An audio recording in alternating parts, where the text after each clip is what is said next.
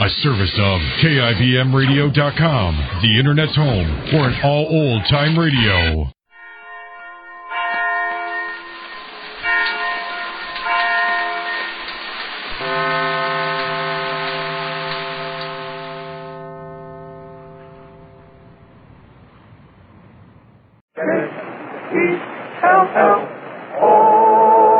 The Jell-O program, starring Jack Benny with Johnny Green and his orchestra. The orchestra opens the program with Life Begins When You're in Love.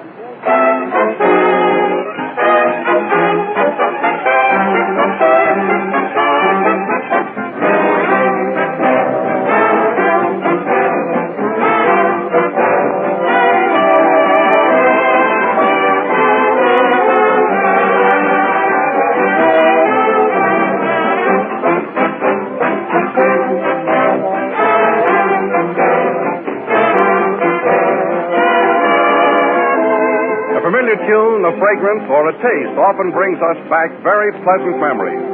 So if you're away from home sometime and you're missing a touch of real homey feeling, go into a restaurant and wind up your meal with Jell-O. You can count on Jell-O being just as good in a restaurant as at home, but you must make sure you get genuine Jell-O. No other gelatin dessert has Jell-O's extra rich, twice as good fruit flavor. No other has found Jell-O's secret of capturing that luscious, ripe fruit taste and sealing it right in. So if you want the best, always order Jell-O by name. Whether you order at a grocer's, in a restaurant, or hotel, insist on the one and only genuine Jell-O.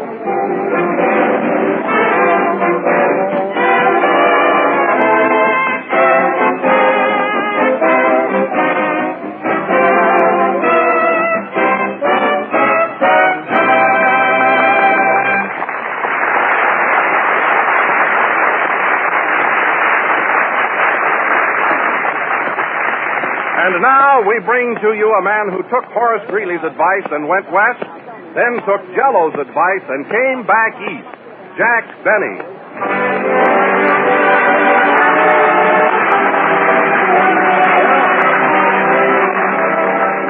I'm sick, Hello again. This is Jack Benny coming to you with the latest old jokes and quips through the courtesy of what is that name again, Don? Jell-O.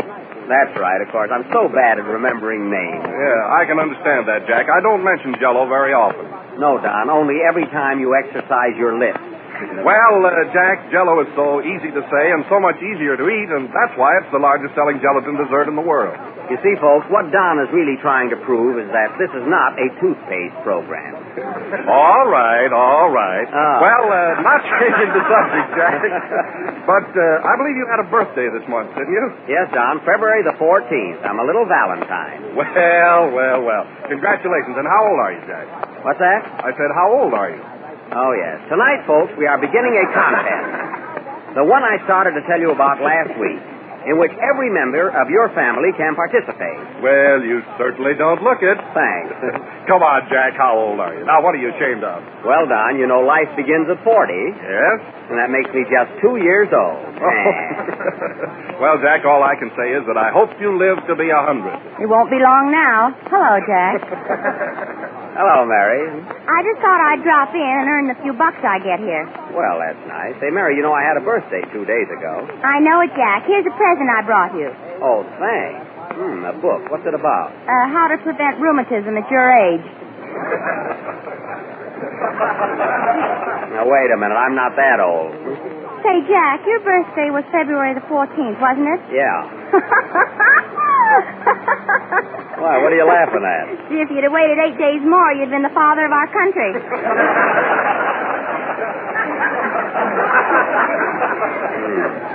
I suppose if I'd have been born 2 days sooner, I'd be Abraham Lincoln. Imagine your face on a penny. Well, anyway, Mary, it's a great honor to be born in the same month as Lincoln and Washington. Imagine the three of us crowded into such a short month. I don't know how February did it. Yes, Jack, it certainly is a great honor. Yeah. Jack Benny, first in war, first in peace, and second in the Crosley Report. I hope. Who's there? I can't tell a lie. It's Kenny Baker. Oh, come in, Kenny. Hello, Jack. Happy New Year. What? I mean, happy birthday. That guy can't even read. No. Well, Kenny, you've been in New York a whole week now. How are you getting along? Fine, Jack. Gee, it's one thrill after another. Well, I'm have excitement, you know. Have you been to a Madison Square Garden yet? Yeah, I was there last week. I saw a bunch of fellows on skates with big sticks beating up a donut. Kenny, listen, they were playing hockey. No, they all showed up.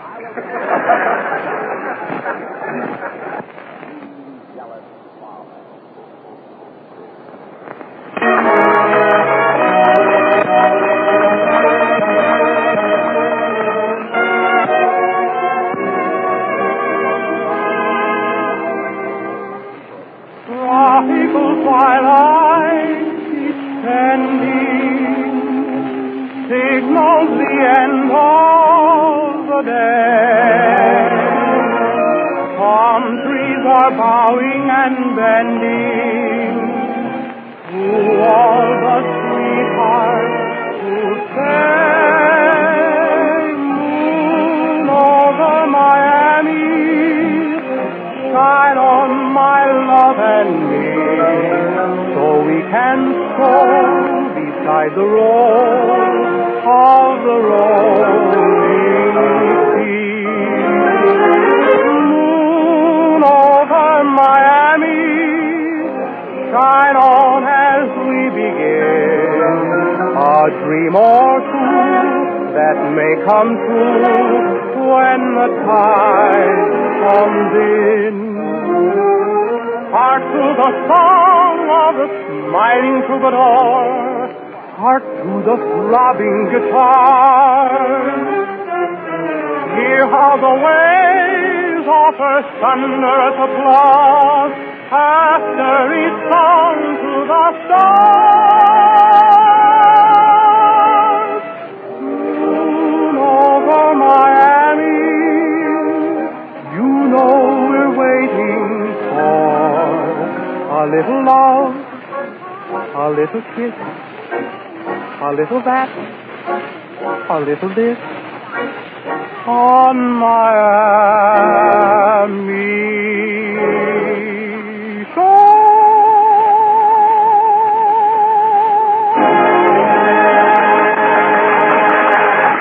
Thank you, Daddy. Hey. A little short back then, wasn't it? That was Kenny Baker singing Moon Over Miami. And now, ladies and gentlemen, understand the moon isn't over it right now. Ladies and gentlemen, if possible, that flopped, didn't it? And now, ladies and gentlemen, if possible, without further interruption, I would like to tell you about our contest. Tonight we are starting a contest that really does require brains.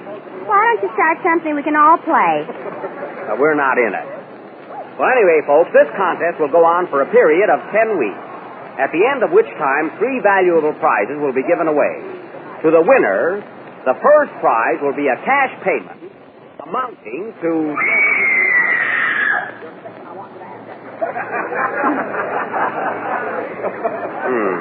The mailman.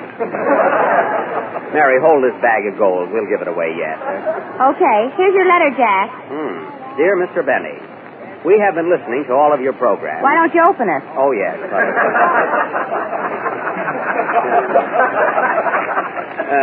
Dear Mr. Benny, we have been listening to all... Funny, says the same inside there, doesn't it? We've been listening to all of your programs and have enjoyed your new series very much.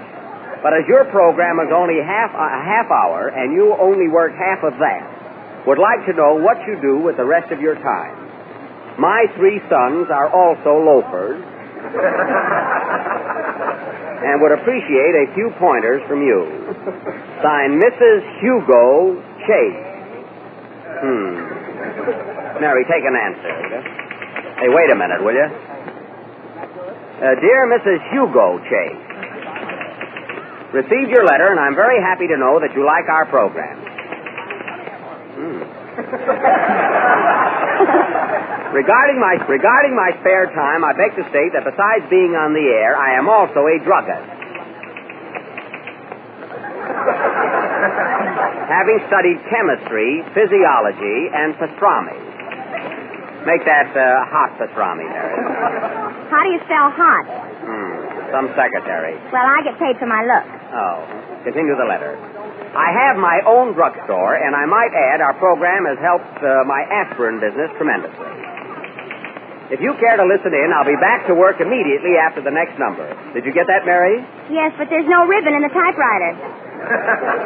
Mary, what do you do in your spare time? I certainly do. Play, John.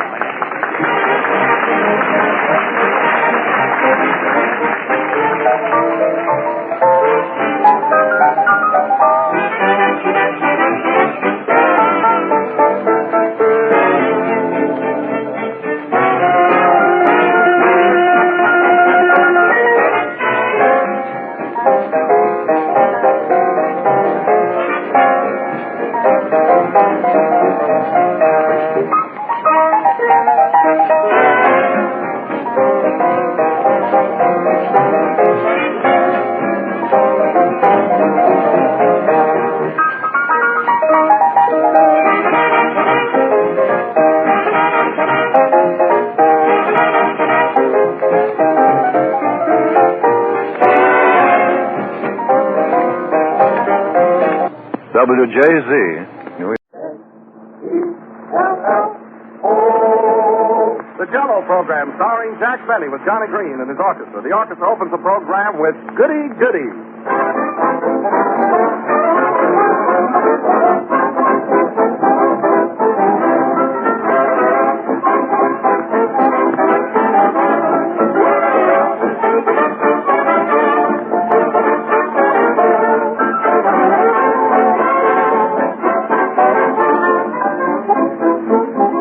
Things in life you have to take on faith, such as the fact that the sun will rise tomorrow.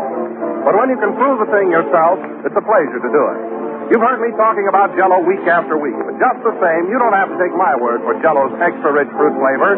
You can prove it for yourself with this simple triple test. First, open a package of Jell-O, and right away you'll smell the delicious fruit fragrance of those delicate, powdery crystals. Second, dissolve Jell-O in warm water and enjoy that luscious, fresh fruit aroma again. Third, taste Jell-O. Taste that flavor, as delicious as fresh, ripe fruit. Extra rich, twice as luscious. That's Jell-O and only Jell-O. No other gelatin dessert has Jell-O's new extra rich fruit flavor. So whether you're ordering Jell-O at your grocer's or in hotels or restaurants, order by name. Insist on the one and only genuine Jell-O.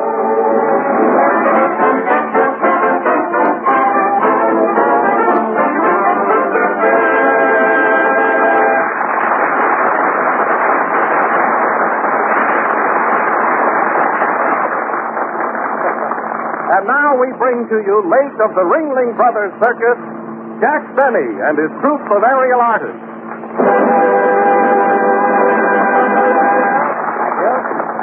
Ladies and gentlemen, my first trick will be, Jell-O again. Don, you make me feel like an acrobat. Aerial artist. Well, this is the air, and we're all artists, aren't we? Well, we're all entitled to your opinion, Don. The way you said it, people will think I'm hanging from a trapeze. Well, maybe that's where you should be hanging from. After this, Don, just introduce me and let me say the funny things. You know, I'm the comedian. Oh, yeah? Well, let me hear you say one funny thing. Charlie Chaplin. That's good. He is funny. Say you're all right, Jack. Who's he kidding? Well, anyway, tonight, folks, we are starting a contest. A contest in which every member of your family can participate. Now, all that is required is a Harvard education, paper, and pencil. The paper and pencil are essential. You will have to write your answers clearly, and the first prize will be a... Come in. Pardon me, Mr. Benny. Have you got the right time? Yes, it's 5 minutes after 7. Thank you, sir. And other valuable prizes. Don, I can't be bothered answering that door. Where's Mary? I don't know. She didn't show up yet. She didn't? Well, that's fine. Give me that phone. Operator, give me Plainfield 1987. People show up whenever they feel like it around here. Hello? Hello? You've got the wrong number. How do you know? I didn't say anything yet. I want to speak to Mary Livingston. I'm sorry, but she's here. Oh, she is, eh? Well, why don't you put her on the phone? She's too heavy. Oh, Ma, is that for me? Yes, dear. Hello? Mary, what are you doing home? The program has started already.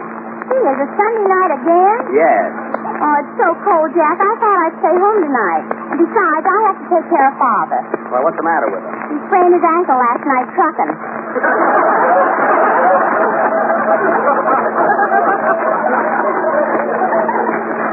Oh, yeah? Well, I don't believe you.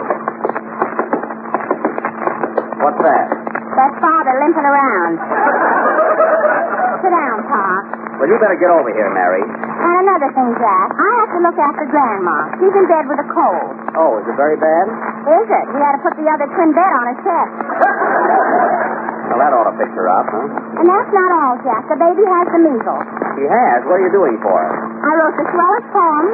Measles, measles, dear old measles. How you... Never mind that. Now, you get over here, Mary. I need you on the program. Oh, all right. And make it snappy.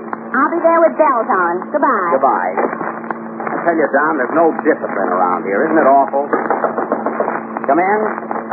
Pardon me, Mr. Benny. Have you got the right time? I just gave it to you. It's 5 minutes after 7. I know, but there are two of us. Come on, Joe.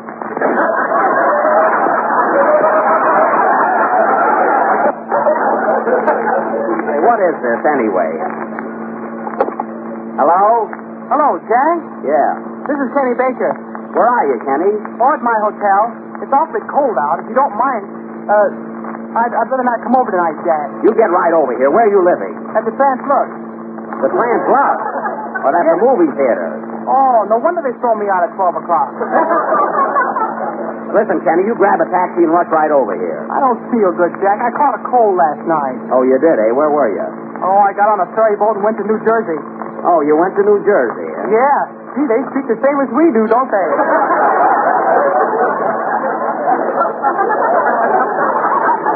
What a dope that is. Listen, Kenny, if you don't get over here right away, you're fired. Oh, all right. Bye. Who does he think he is? Come in. Here I am, Jack. Hello, Kenny. You got here quick, didn't you? Yeah. Where are we on the program? I just called you up, remember? Oh. Any trouble with you, too. What? Now, look, Reed. Hello, Johnny.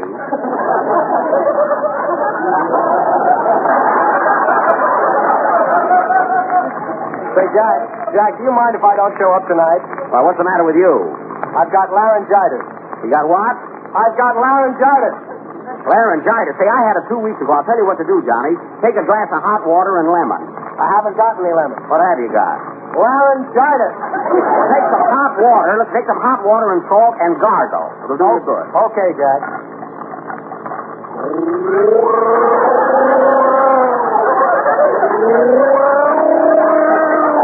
Sounds like a German comedian.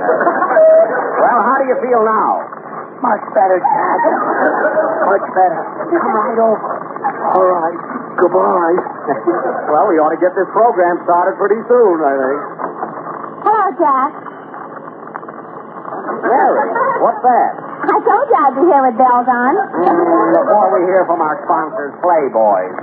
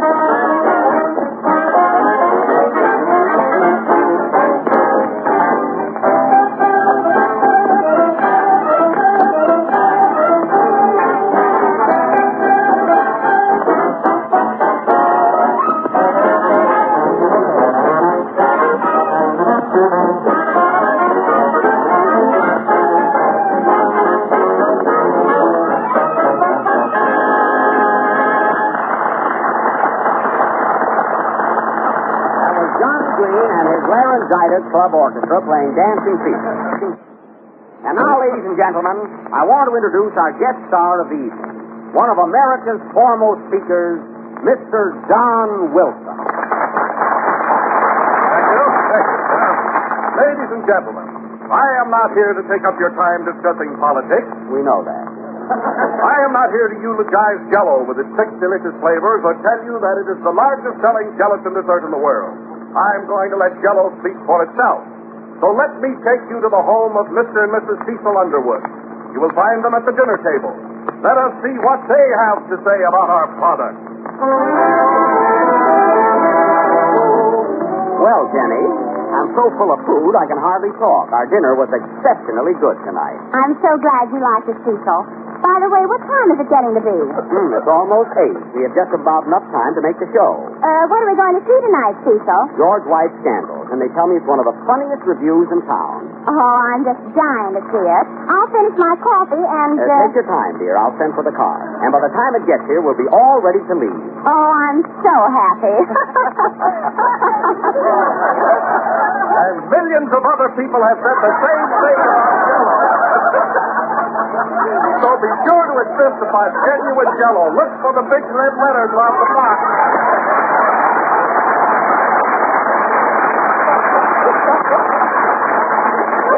Thank you, sir.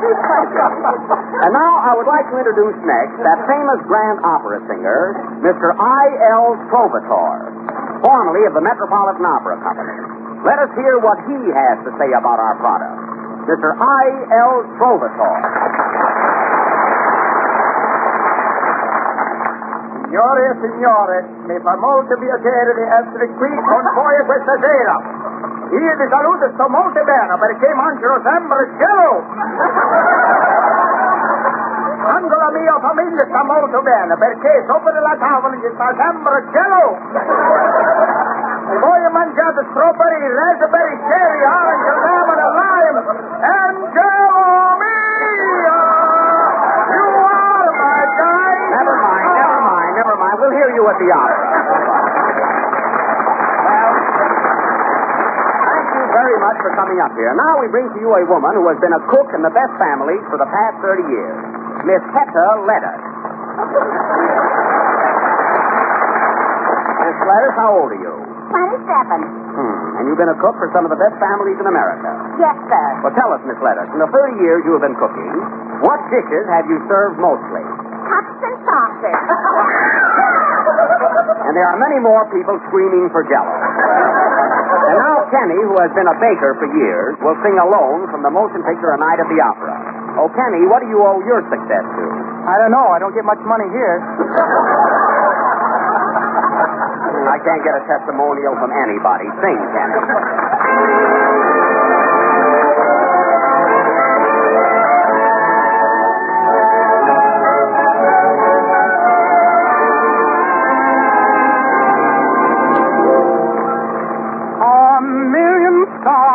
Shining bright that glorify the sky. A million lovers all tonight. But here am I,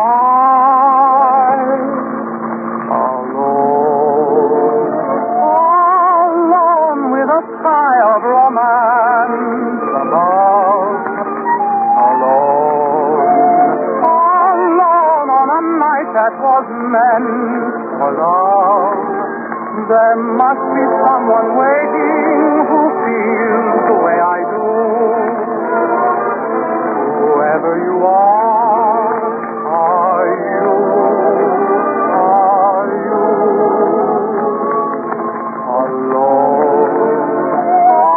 Alone on this night that we two could share.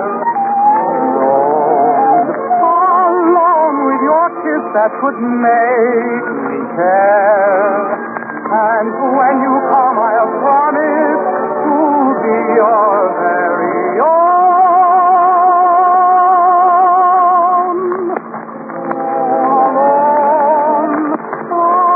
Alone with a heart meant for you.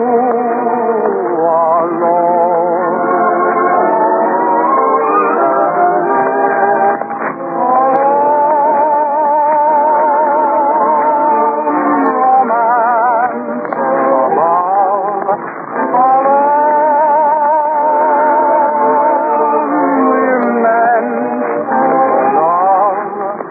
there must be someone waiting who feels the way I do.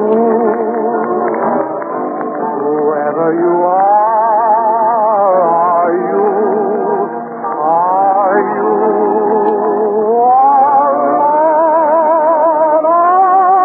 alone on this night that we two could share?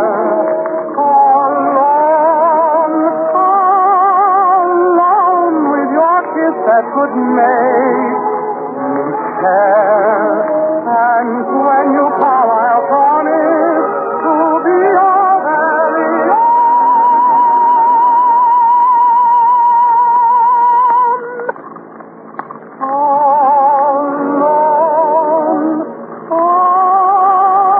Alone with a heart that is yours.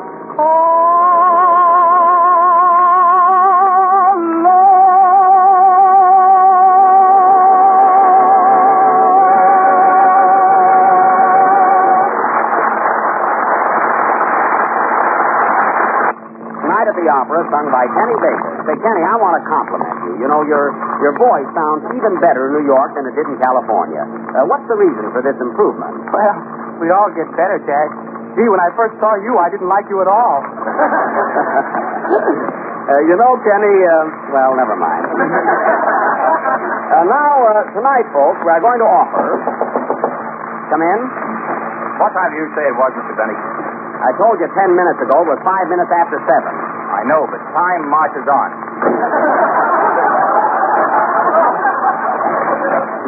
And now tonight, folks, we are going to offer something unusual in the line of a play.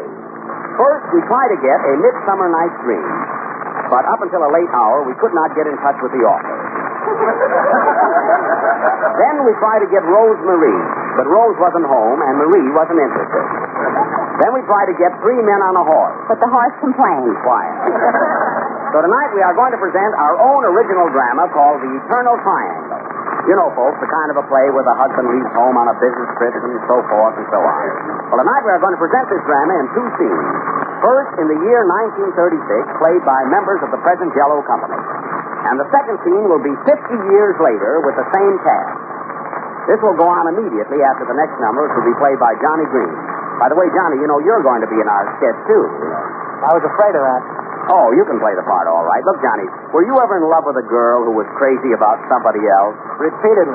Oh. That's all that's necessary. Play, John.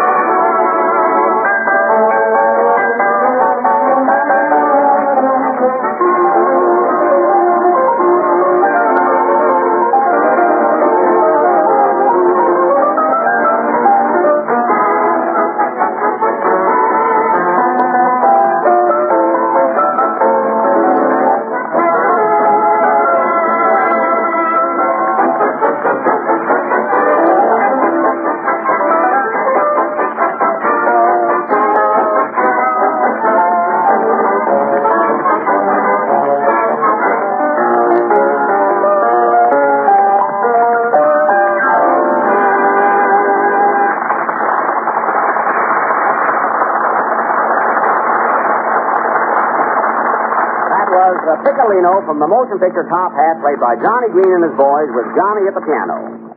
I play in two scenes, the Eternal Triangle. First, the year 1936. Curtain, music shot.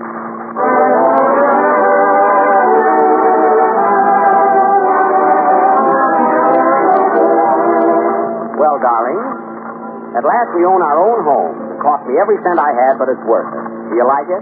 Yes, but I wanted a diamond ring. Oh, I knew you'd like it. Look at those marble statues in the hallway, those beautiful paintings on the wall, and closets big enough to hide 3 salesmen. It's lovely, dear. But, darling, I have bad news for you. What is it? I must leave at once for Pittsburgh on business. No. Yes. Don't cry, dear.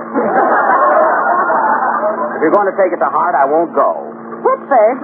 Oh, dearest, must you go? Yes, darling, I must catch the 8:15 train. Pack my bag. There you are. That was quick. But before I go, I want you to promise me that you won't die of loneliness. I'll bet you 8 to 5 I won't. Well, goodbye, sweet.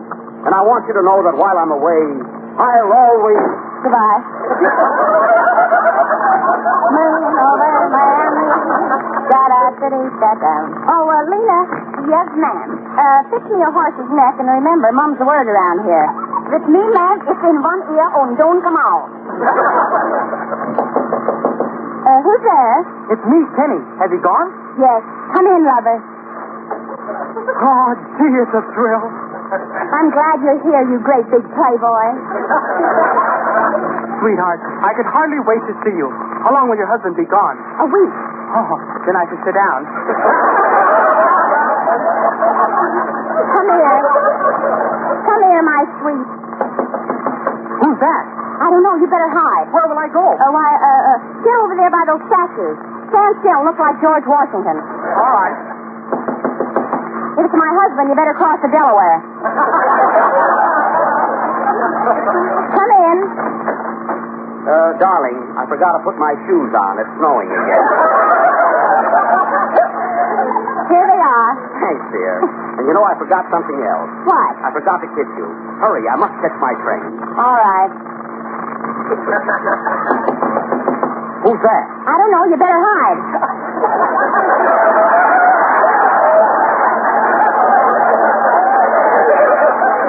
Hide, I'm your husband. Oh, yes. Well, hurry or you'll miss your train. You better sneak out the back door. Goodbye, dear. And don't be lonesome. Come in. Has he gone? Who, my husband or Kenny? What? I mean, he's gone to Pittsburgh on business. Then, dearest, I can tell you of my love.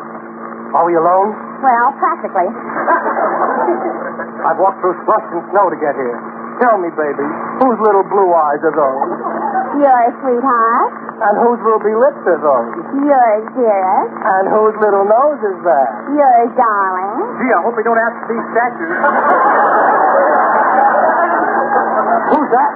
Just the canary. You should hear him sing. There's someone at the door. You better hide, quick. Where'll I go? Get behind that picture of Christopher Columbus. Come in. Has he gone? Yes, Jack went to Pittsburgh, Kenny went to Washington, and Green went to Columbus. Are we alone? You should live so. Then let me tell you of Jell-O with its 6 delicious flavors. Strawberry, raspberry, cherry, orange, lemon, and lime. You got me, big boy. Who's there? He must be my husband. He missed the train for Pittsburgh. Good heavens, where will I hide? There's no more room. I'm getting out of here. So am I. So am I. Wait for me. Who's the Bill? It's me, Lena. I mean, it's me, Lena.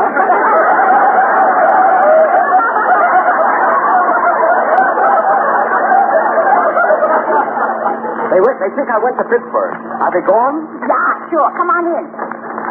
Are we alone? Sure. Lena, my darling. Jack, my pumpernickel.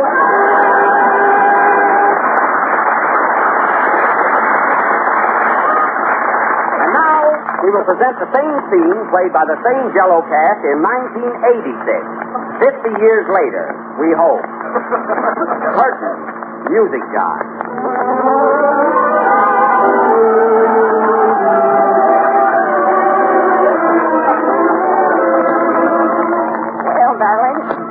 last we own our own shack.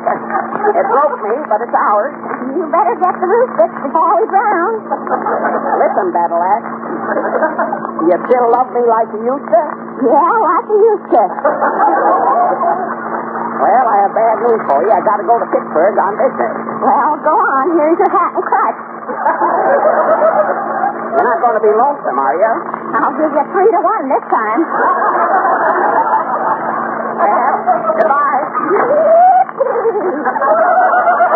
Lena, one sidecar and make it strong.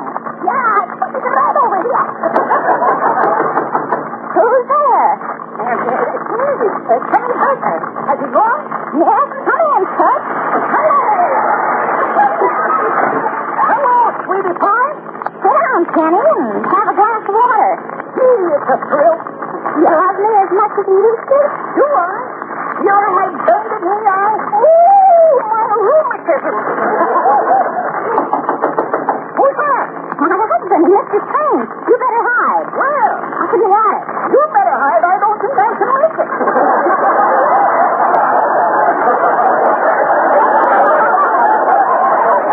All right, I'll go. But you better be careful. Come in. Well, my darling, I missed the 8:15 for Pittsburgh. Oh, yeah? Yeah, what are you doing with my pants on? I'm not your wife. I'm Kenny Baker. Kenny Baker? Guys, will I talk like that 50 years from now? Quiet. What are you doing here? I'm in love with your wife. In love with my wife? How long has this been going on? For 50 years? The joke's on me. Which one of us ought to hide this time? I will. I think it's the landlord. Guess I'll get behind that statue of Mahatma Gandhi. You don't have to. You look like him. Well, might as well answer it. Come in. Pardon me, Mr. Benny. What time is it? I told you 50 years ago it was 5 minutes after 7. Why do you keep asking that? I'm waiting for the Major Bull to throw in. All right. All right.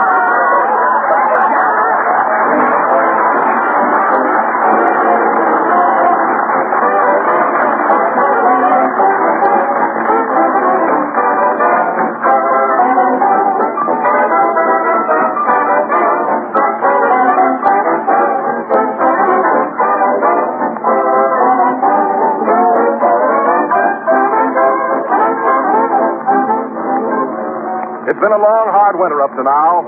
For all I know, there may be more to come. But who cares about the weather anyway? A good meal will cheer you up and make you forget it. And a really good meal should be climaxed with Jell-O. So try this funny new dessert made with orange Jell-O and called Orange Bavarian Cream. And though I'm no chef, this is so easy I can tell you just how to make it. Dissolve a package of orange Jell-O in warm water and chill until slightly thickened. Then add half a cup of whipped cream and a third of a cup of orange marmalade.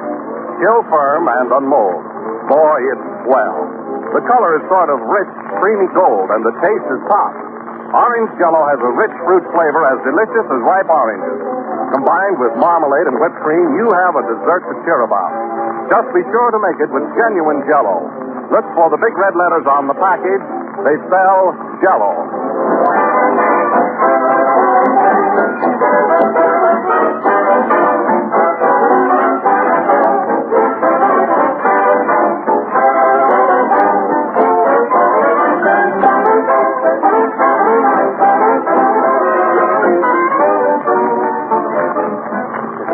Number of the 22nd program of the new Jell-O series, and we'll be with you again next Sunday night at the same time. And to my Cleveland listeners, let me say that I'm terribly sorry I had to cancel this week's engagement at the State Theater in Cleveland, owing to illness. But do expect to be with you in the very near future. Meanwhile, I hope to see all of my Pittsburgh friends at the Stanley Theater, Pittsburgh, week beginning this Friday, the 28th. Tell them I'll be there too, Jack. Oh, yes, Mary will appear with me. Say, Jack, where's Pittsburgh? Oh, just a little west of the Allegheny Mountains. Well, how do you get over the mountains? Oh, we'll find a way. Good night, folks.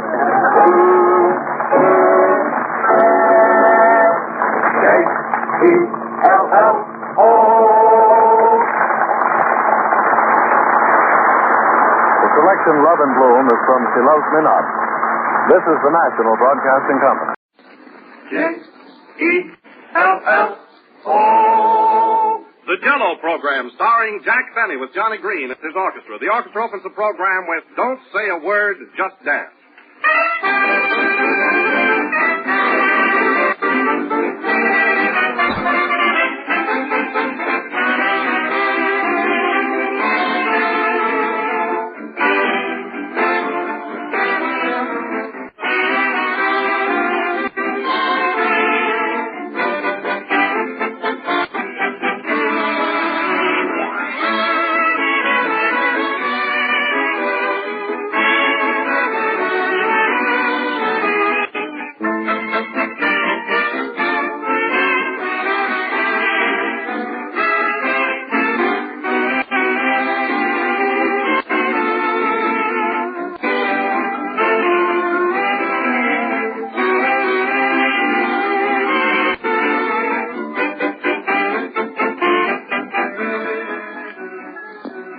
One of the strongest influences in our lives, I think, is color. Black and white is fine for an etching, but we all need bright colors to keep our spirits up. When it comes to colors, that's where Jell-O shines. It's the liveliest, gayest dessert you can find. Sunshiny orange, shimmering green, the deep, rich tones of rose and crimson. 6 different colors from which to choose. Everyone lovely, clear, and glowing. And when it comes to taste, that's where Jell-O shines again. For it's packed crammed full, delicious real fruit flavor. Flavor as truly luscious as the fresh ripe fruit itself. No other gelatin dessert can equal Jell-O's extra rich flavor. So don't accept any substitutes. Insist on the one and only genuine Jell-O.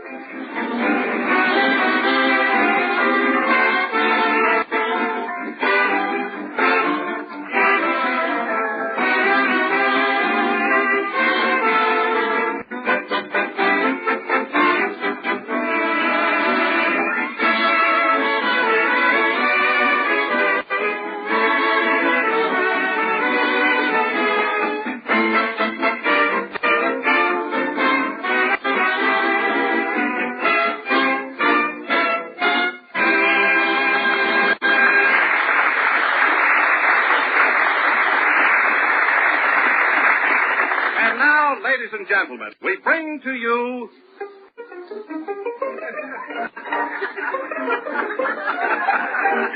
Jack Benny.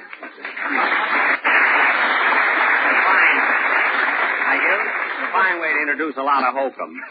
But anyway, once more, I say to you, Jell-O again, and this is Jack Benny. Don't mind if I make a little suggestion tonight, do you? You know, No. After all, I've known you a long time, and I don't think you should be offended. No, go right ahead, Don. Pay no attention to my doubled-up fist. What is it? Well, you've been saying Jell-O again so often that it's getting just a bit monotonous. Now, can't we make some kind of a change in this program? I don't know what you mean, Don. How? Well, why don't you introduce me? You take the commercial and give me the opening build-up. Oh, that's awfully silly. Well, it can't be any worse than it has been, so why not try it out? You know, I'll take your lines, you take mine. All right, Don, but you'll see. Every man to his own racket.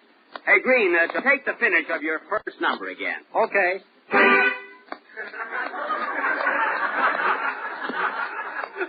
That was Johnny Green playing the Lost Chord. And now we bring to you our master of ceremonies, that stage and screen star, Jack Benny. Hello again. This is Jack Benny, the funny man of this program. How am I doing? Fine, Don. That's a great idea, and I'll take your part. Tell me, Jack, how did you do at the Stanley Theater in Pittsburgh last week? Well, I'll tell you, Don, a wonderful week. My jokes killed them, and when I finished my violin solo, the audience cheered. Well, Jack, the way you played Love and Bloom, they should cheer at the finish, yeah. Oh, yeah? Well, one day we turned away 5,000 people. Say, this is a cute idea, isn't it, switching parts? Oh, yes. Oh, yes. Come in. Well, if it isn't Kenny Baker. How are you, Kenny? I'm Mary. You're playing Kenny's part tonight. Oh. How are you, Kenny? Gee, it's a thrill. Well, Kenny, I see you finally bought yourself a suit of Eastern clothes. Yes, I got 2 pair of pants with it. Hey, those jokes don't fit you, Mary. No, but the pants do. Say, Kenny. Yes, Jack. How do you like New York now? Great. I went to see the 6-day bicycle race last week. Even Kenny must rely. That's all right. Well, you went to see the 6-day bicycle race. Who won it? I don't know. I only stayed 5 days. And speaking of the 6-day race, let me tell you about Jell-O with its 6 delicious flavors. Not yet, Don. Not yet. Oh, pardon me. I think. Well, see you later, fellas. I've got a date to look out of the window. Okay, Kenny. Hello, Jack. Has the program started yet? Well, if it isn't Mary Livingston. Might be a good idea, but Mary needs a shave. Oh, Mary, here's Don Wilson. Hello, Mary. Hello, Toots. Want to hear a poem I wrote, Don? No. All right, then. Maybe Jack will listen. Here it is. It's entitled Spring. Spring is nearly here. Oh, spring is nearly here. Birdies singing everywhere. People changing underwear. So have a care, oh, have a care, 'cause spring is nearly here. How's that, Kenny? One of us is rotten. And speaking of spring, why not spring over to your nearest grocer and ask for the big red letters on the box? Please. Well, Jack, after all, people are dying to know what program this is. Now you know how it feels to be interrupted, you mug. I realize it, huh? Well, anyway, tonight, folks, see who's at the door, Kenny. Come in. Hello, boy. Sorry I'm a little late tonight. Well, Johnny Green. How are you? Great. I've got a lot of swell numbers, Jack. I mean, Don. Hey, wait a minute. That isn't me. I lead the orchestra here, and I won't stand for this. But, Johnny, we're just changing the program around just for a novelty. You get tired doing the same thing every week. Well, in that case, go ahead. You keep out of this, Wilson. Well, I didn't say anything. Who said you did? Then what are you talking about? Say, who started this anyhow? Toscanini over there. He thinks he's Johnny Green. Oh, that guy. Play, Jack.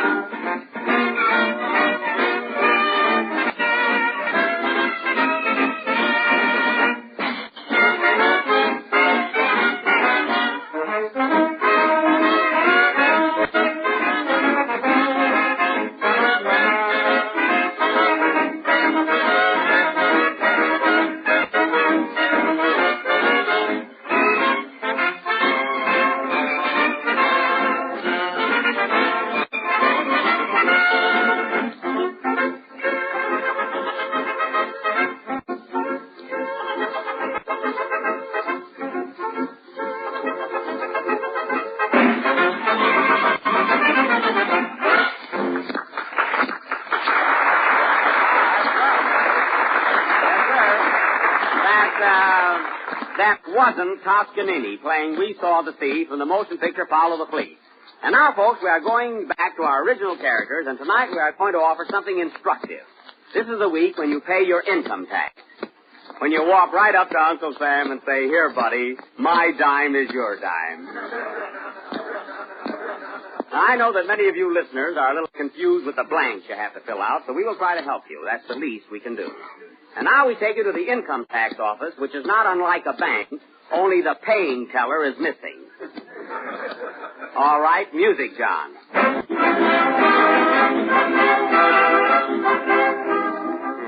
Happy days are here again. Miss Livingston, what are the collections here so far? Let me see. $79.20. That's $280 behind last year. I know what the trouble is. This office looks terrible.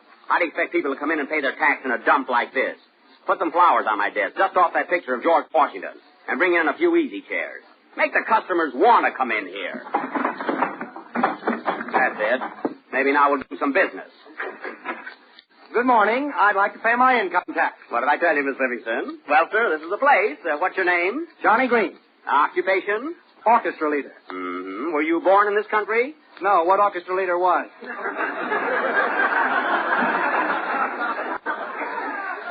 Now, Mr. Green, what was your gross income for 1935? $325,842.09. I see. And what was your net? $12. I suppose you took everything off that you're entitled to. Everything but my shirt. Oh, I see. And it won't be long now. Did you have any bad investments last year, Mr. Green? Yes, I bet on Max Fair to beat Joe Louis. Any dependents? Max Fair. Oh, Miss Livingston, what does he owe us so far? 85 cents. Oh, fine. I'll pay it. Just a minute now. Are you married? You know, you're allowed $2,500 for a wife. If I had one, I'd sell. I see. Well, here's your 85 cents. Oh, it's such a small amount, I'll toss you things. Double or nothing. All right. Head. Tails, you lose. Well, it isn't the first time the government took it on the chin. Goodbye. So long. Nice fellow, wasn't he, Miss Livingston? Come in. Hello. How do you do, sir? Excuse me, please. I'd like to pay my income tax. Well, you couldn't find a better place. What's your name? Giuseppe Antonio Parmigiano. How do you spell that? You know spell. You just put 'em down. How much are you, Mr. Washington disease? What business are you in? I'm 6-day bicycle rider. A 6-day bicycle rider, Miss Livingston. I'll just put down a peddler. Say, Giuseppe, how much you make the last year? Oh, I push the pedal around and around about the 600 times, and then I come up here. Are you married? Yes. How many children have you got? How many flavors you got? 6. That's what I got children. Strawberry, raspberry, cherry, orange, lemon, and lime? No, Tony, Pasquale, Primo, Rosemary, and San Domingo.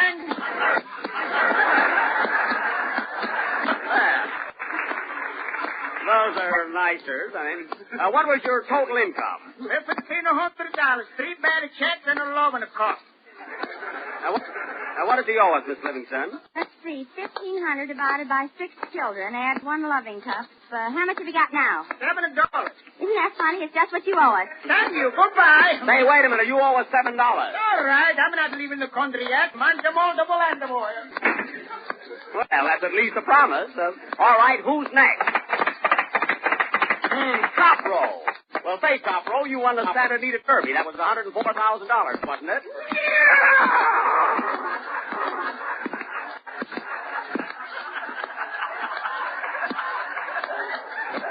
Come on now, don't deny it. Don't deny it. What were your expenses for your expenses? I see.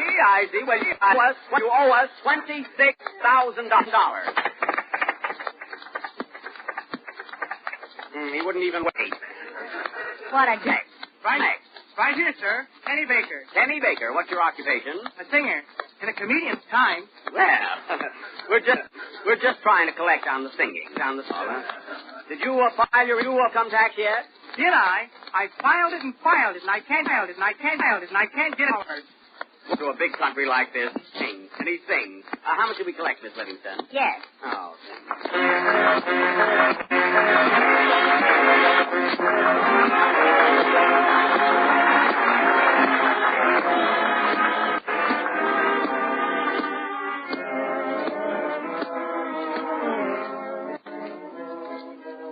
There may be trouble ahead, but while there's moonlight and music and love and romance, let's face the music and dance before the fiddlers have fled, before they ask us to pay the bill, and while we still have the chance, let's face the music and dance. Soon we'll be without the moon, humming a different tune, and then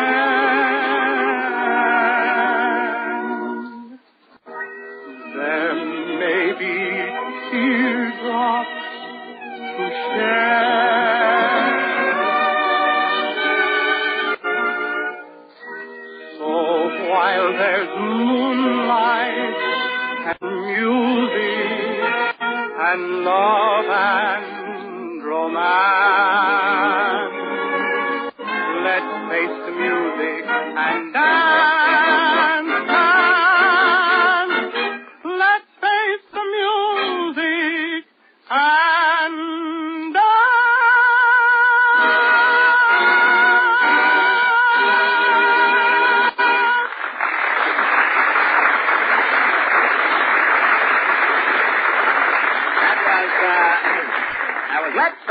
music and dance from Follow the Fleet, sung by Kenny Baker of California, the state that sent us oranges and now and then a lemon. Well, thanks for calling me an orange, Jack. Don't mind him, Kenny. He's always kidding. Oh, I know. It's just a scheme to mention two of our flavors. You're right, Kenny. I'm with you. Oh, well, thanks. It's very sweet of you. Say, what are you doing tonight, Mary? Oh, nothing. Why? You like Chinese food? Oh, I love it. Not me. I'm going to a dance tonight. So long.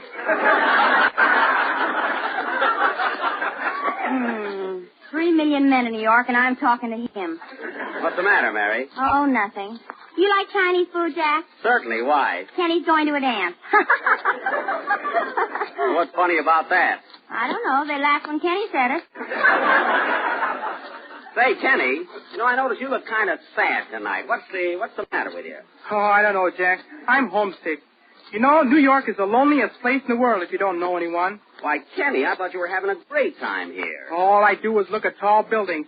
Gee, Jack, you're so familiar with New York. I wish you'd show me around. Why, certainly, Kenny. You should have mentioned this before. I didn't know you felt that way. Haven't you been to Greenwich Village or Grant's Tomb or the Central Park Zoo? Oh, the zoo? Gee, I've never been to the zoo. I'd like to see a wild animal. Why, haven't you seen any animals in California? Oh, just the MGM lion. Well, that's too bad. You've just got to see the zoo. I'll take you right now. Come on, Mary. You too, Don. Hey, play something, Johnny, as we get back. We're going to the zoo.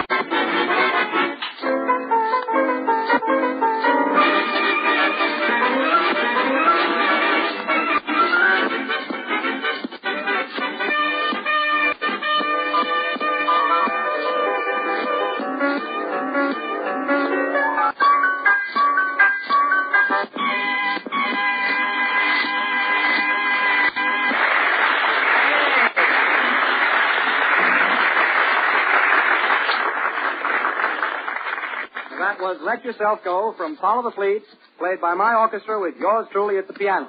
And now I'll tune you into the Central Park Zoo where we find the rest of our gang.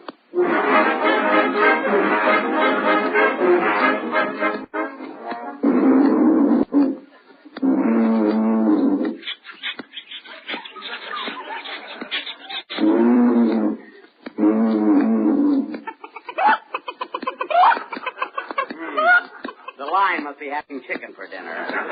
But here we are, Kenny. Don't get your arms too near those cages. Oh, gee, this is swell. I never saw so many animals in my life. Say, what are those with the trees growing out of their heads? Not trees, horns. Horns. Those are elves. Oh, gosh, look how they crowd each other. They're fighting to pay their dues. Oh, look, here's the monkey cage. See, aren't they cute? Are they monkeys, Jack? Sure. Cute, they're nice.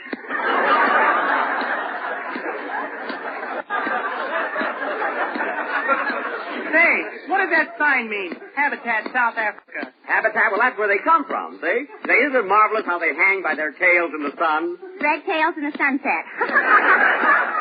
Quiet, Mary. Don't be an animal cracker. Hey, I waited for that one. Say, Kenny, right around on this side, you'll see some of the oddest animals in the world. Oh, will you? Gee, I'd like to see an algebra. And algebra. How about some wild arithmetic?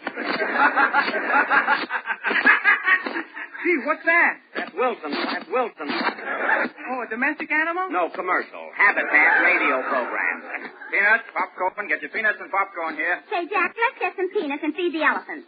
Hey, boy, give me a bag. How much is it? 7 cents. 7 cents for a bag of peanuts? Yeah, there's a 2-cent deposit on the bag. It's just a little racket I got. Nice fellow.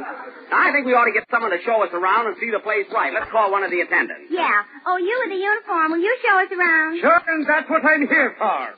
We have all kinds of animals. Over there is the hippopotamus. And the fat one is his wife, the hippopotamus.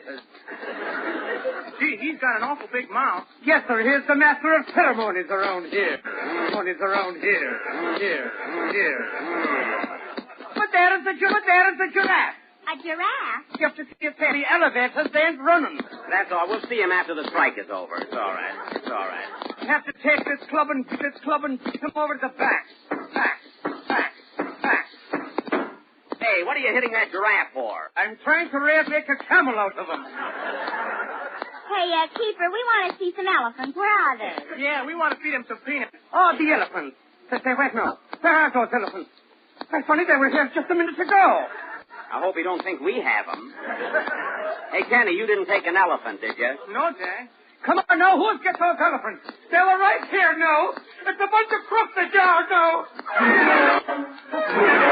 Oh, well, here they are. It's begging your pardon if I am. Those are nice elephants, Johnny. Thank them. Wilson must have been standing in front of them. Here, Jumbo, here's some peanuts. Here you are, Toots. Gee, you don't want them. Imagine an elephant not wanting peanuts. Then why not try Jell-O? It's the most tempting gelatin dessert in the world. Come on, Kenny. We'll go around and see the bird. Yeah. See the bird. Yeah, I like birds. Show them the one you got at Lone State Theater last night. I mean the one with feathers. Well, here we are. Not so close, Kenny. That's a woodpecker. Oh, that's all right. I got my hat on. Look at that one, Kenny. That's a stork. You know, the bird that brings the babies. Gee, that one looks all broken down. That's the one that brought the quintuplets. He was retired on a pension. Oh, say, look at that bird over there. Hello. Polly wants a cracker.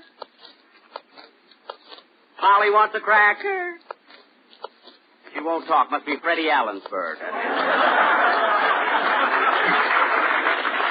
It even looks like him. Come on now, Polly wants a cracker. Come on now, I'll give you $10 more than Freddie pays you. Come on, Polly wants some Jell-O. Polly wants some strawberry. Polly wants some raspberry. Polly wants some... I knew that would get her. Hey, Jack, I want to see some wild animals. All right, Kenny, follow me. I'm sorry, but I'd have to turn you over to another keeper. That's one thing I don't like is wild animals. Okay, thanks. Well, I'm the keeper here. Anything I can do for you? Don't touch the lions, please. We won't. Say, I got some visitors here from out of town. We'd like to see the different wild animals. I got anything what you want. Look. Here's the lion that brought back Springbok alive. Say something, Leo. I'm glad what I'm knowing you. How do you like that, Kenny? Great, Jack, but I'd like to see some raccoons. Say, keeper, have you got any... Keeper, have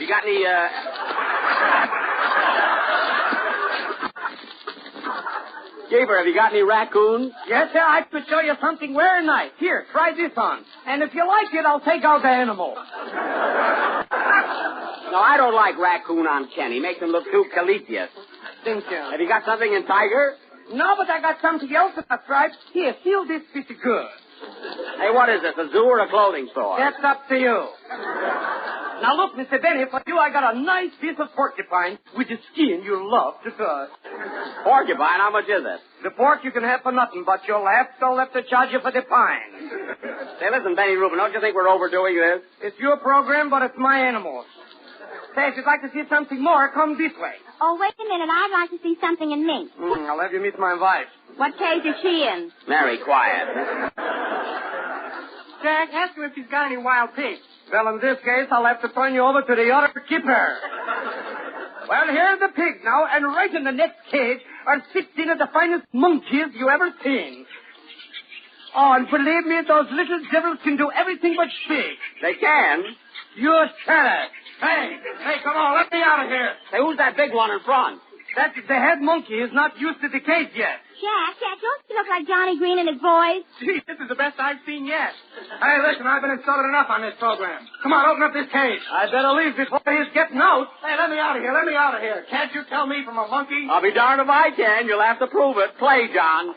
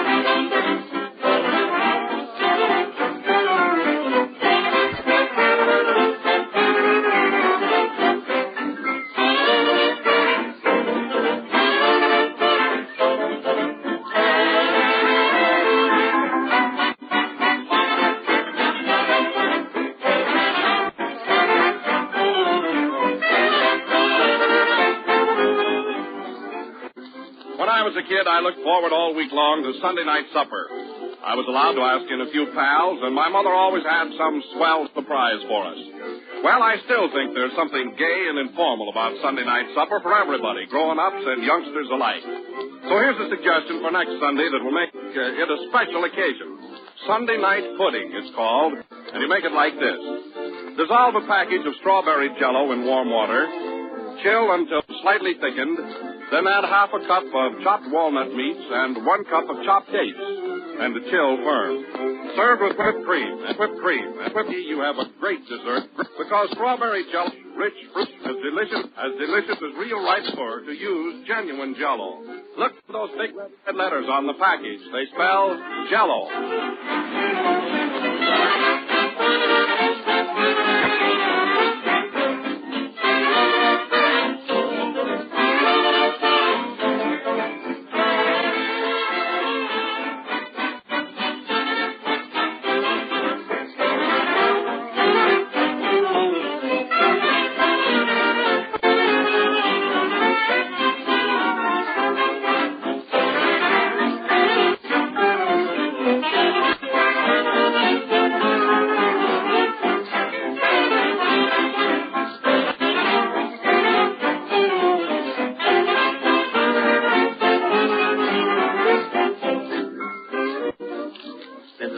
Number in the 24th program in the new Jell-O series, and we'll be with you again next Sunday night. I hope to see all of my Washington friends at Lowe's Fox, where Mary and I open a week's engagement starting next Friday. Hey, Jack, I thought we were out of the zoo. We are, Mary. Well, you just said Lowe's Fox. That'll do, Mary. Good night, folks.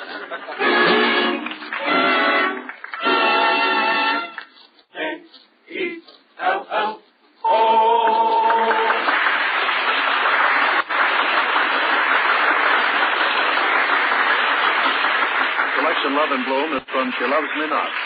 This is the National Broadcasting Company.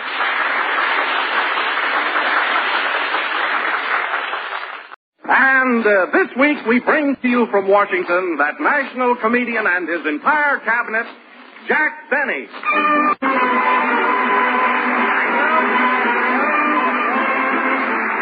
Well, thank you. Hello again. This is Jack Benny coming to you from Washington, D.C., and only 1 mile from the White House. Think of it, Don, just 1 mile from the White House. Well, what's so wonderful about that? That's closer than Al Smith ever got. You're right. This certainly is a great town, Don. Every place you go, you meet senators, congressmen, diplomats, statesmen. Jell-O salesmen. I knew that, yes. Say, Jack, have you been to the Smithsonian Institute yet? Why, Don, where else do you think I got my jokes for tonight? Huh? Well, maybe you're right. And say, Don, who do you think? You like that, didn't you? I like that a lot, Jack. Don, who do you think I was talking to this morning? The janitor? No, Don, stop kidding. I was talking to Senator La Follette of Wisconsin. La Follette of Wisconsin. I don't think I know him, Jack. Oh, sure you do. You remember the fellow who said, La Follette, we are here? Well, I'm really not up on historical quotations. All I remember is one. What's that? When Sherman said, Jell-O is swell. Oh, yes. And you remember when Patrick Henry said, give me strawberry or give me death? I certainly do. And you remember what Mary Livingston said? What, Mary? I regret that I have but one joke to give to this program. Say, that's cute, you know. So this is Washington, huh, Jack? Yes, ma'am. Isn't it marvelous how a big city like this crossed the Delaware?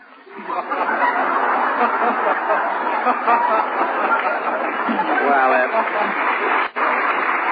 certainly is. And you know, there are a lot of things to see here, Mary. Have you been to the Capitol yet? No, what's playing there?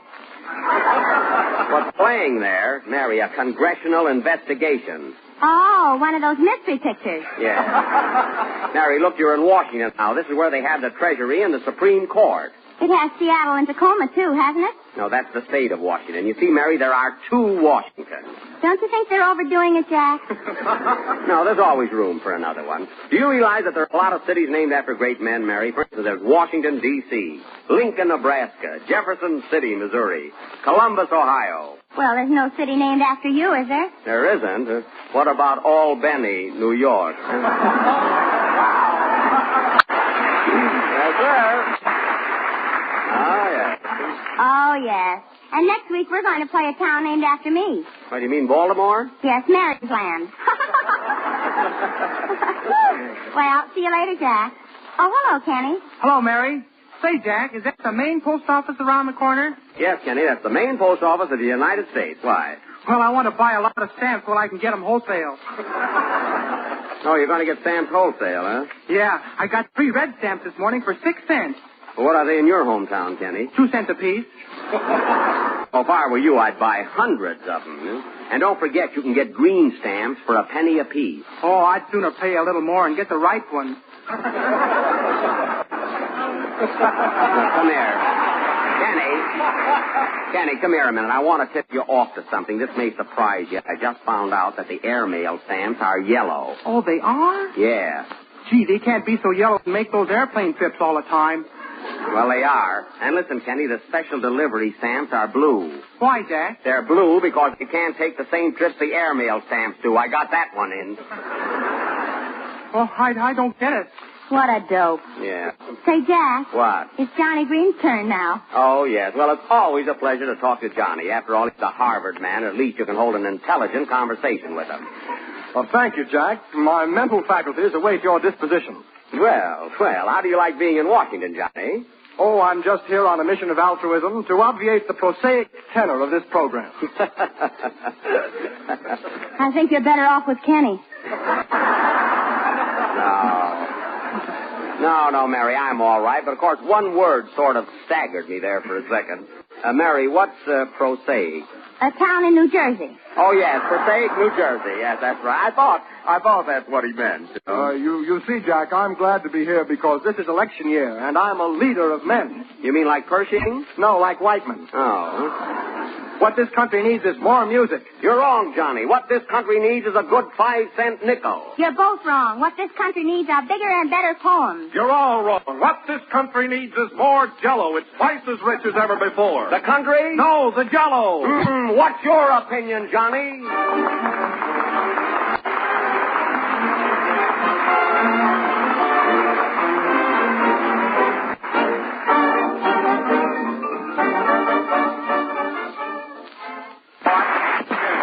That was You Hit the Spot from the motion picture Collegiate, played by Johnny Green and his Washingtonians. Always like to get those things in, you know. Say, Johnny, I see you're all set for St. Patrick's Day next Tuesday, huh? What do you mean? I'm not in the parade or anything. No, but you might as well take advantage of your last name, you know, get it? Say, Johnny, Ireland is a great country, though, isn't it? It sure is. Were you ever in Dublin? No, but I was on an amateur program and they rang the bell fast. Oh, Johnny, professional courtesy, please. Say, Jack. Yeah? Come here a minute, will you? Well, what is it? Huh? You know, Mary forgot to write a poem about March the 17th. Well, look, Johnny, don't remind her of it and let well enough alone, you know? Say, Kenny, come here. You too, Don. Yeah. Listen, Mary forgot to bring in a poem about St. Patrick's Day, so for heaven's sake, don't mention it. Oh, we won't. You know, we might get away with it this time, you know. Kenny, you better go into your song right away before she thinks of it. Okay, Jack. What number are you going to do, Kenny? I'm going to sing A Little Town in the Old County Down. Well, that's appropriate right now, yes, just before St. Patrick's Day. Oh, by the way, Kenny, do you know that old Irish mother of mine? No, but I'd love to meet her sometime. That reminds me, there's a place in Ireland that gives me an idea. There is? Yes, it's called Kilkenny.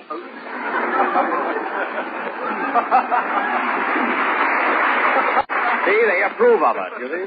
Well, go ahead and sing. Oh, wait a minute. Answer the phone, Mary. Hello? Yes, this is Mary Livingston. Why, certainly. I'm glad you reminded me.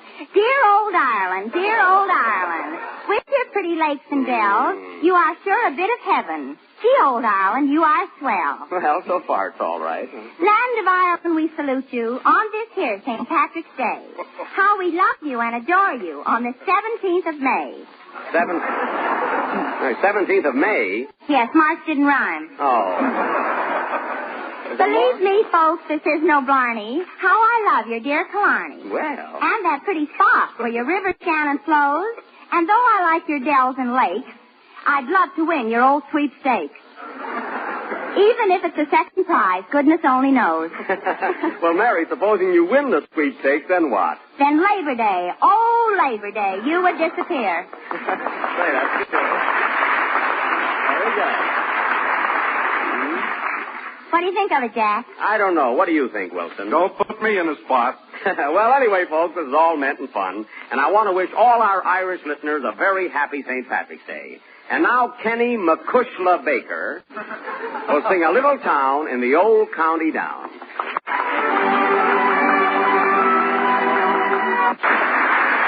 work, Kenny. That was Kenny Baker singing A Little Town in the Old County Down. And now tonight, ladies and gentlemen... Oh, say, Jack. What is it, Kenny? You forgot to insult me this week. Oh. Well, some other time, Kenny. I can't do it tonight. Don't worry. Jack must be feeling good tonight. Well, why wouldn't I, Mary? I'm very happy and I feel highly honored. You see, tonight I've been invited to be guest of honor at a banquet given by the French Embassy. NBC? No, Embassy. It's not a station, Mary. Isn't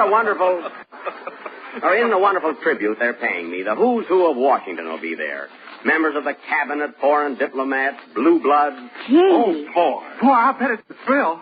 I'm sorry I can't ask the rest of the gang along. Look, here's my hand-engraved invitation. It says hand-engraved invitation. It says you are,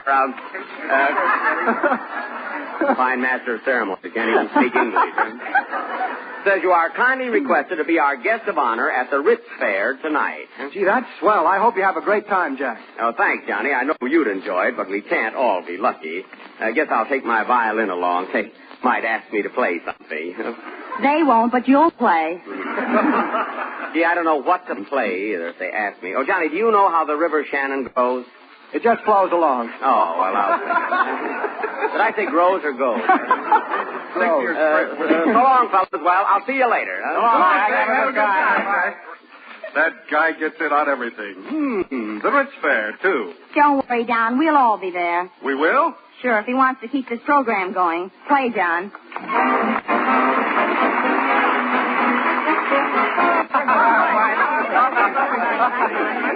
Well, that was very funny, Duchess. Very funny. Say, did you ever hear the one about the bow-legged crab? No. How does it go? It just crawls.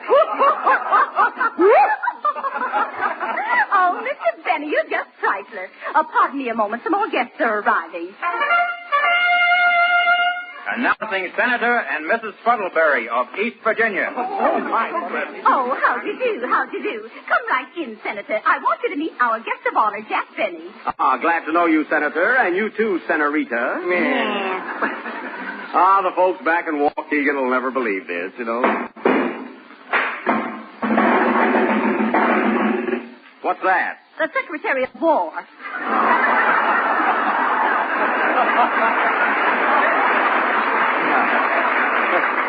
Phew, I'm not used to this. Announcing Congressman and Mrs. Herkimer Van Snoot of Minnesota. Well. Oh, I'm so glad to see you, Congressman, and your charming wife. This is Jack Benny. That's all right. We've been slumming before. Howdy do. Won't you folks join us in cocktails? Thank you. Announcing Mr. and Mrs. Strangler Lewis. He's not throwing the party, is he? Pardon me, hostess. It's rather a silly question, but when do we eat? Well, as soon as all the guests arrive, we'll duck into the banquet hall.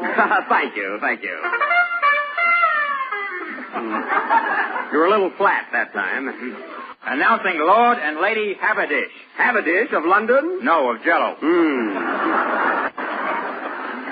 Announcing Mr. and Mrs. Hey, wait for the bugle. Oh. Da-da-da-da-da-da. Announcing Mr. and Mrs. Benjamin Franklin. Well, this is indeed a treat. Oh, Benjamin and Mrs. Franklin, I'm so glad you got here. This is Mr. Benny. Well, I am thrilled. I'm Jack Benny, the fellow who makes the cracks on the radio. Well, I put one in the Liberty Bell. Don't use it.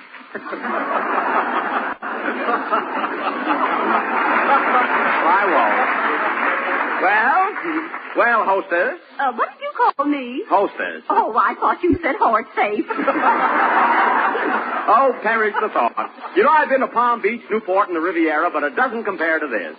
Right this way, sir. Let me take your hat and coat. Thank you. Ah, Mr. Benny. How do you do? Let me feel your pulse. What's the idea? Now, open your mouth wide. Stick out your tongue. Say ah. Who are you? I'm the Secretary of the Interior.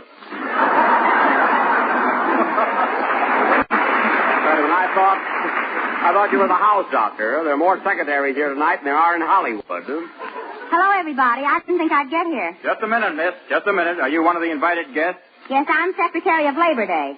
Why, Mary Liv. Quiet, Jack. Don't crab it. Hey, Mary, where's Kenny Baker? He came through the kitchen disguised as a ham.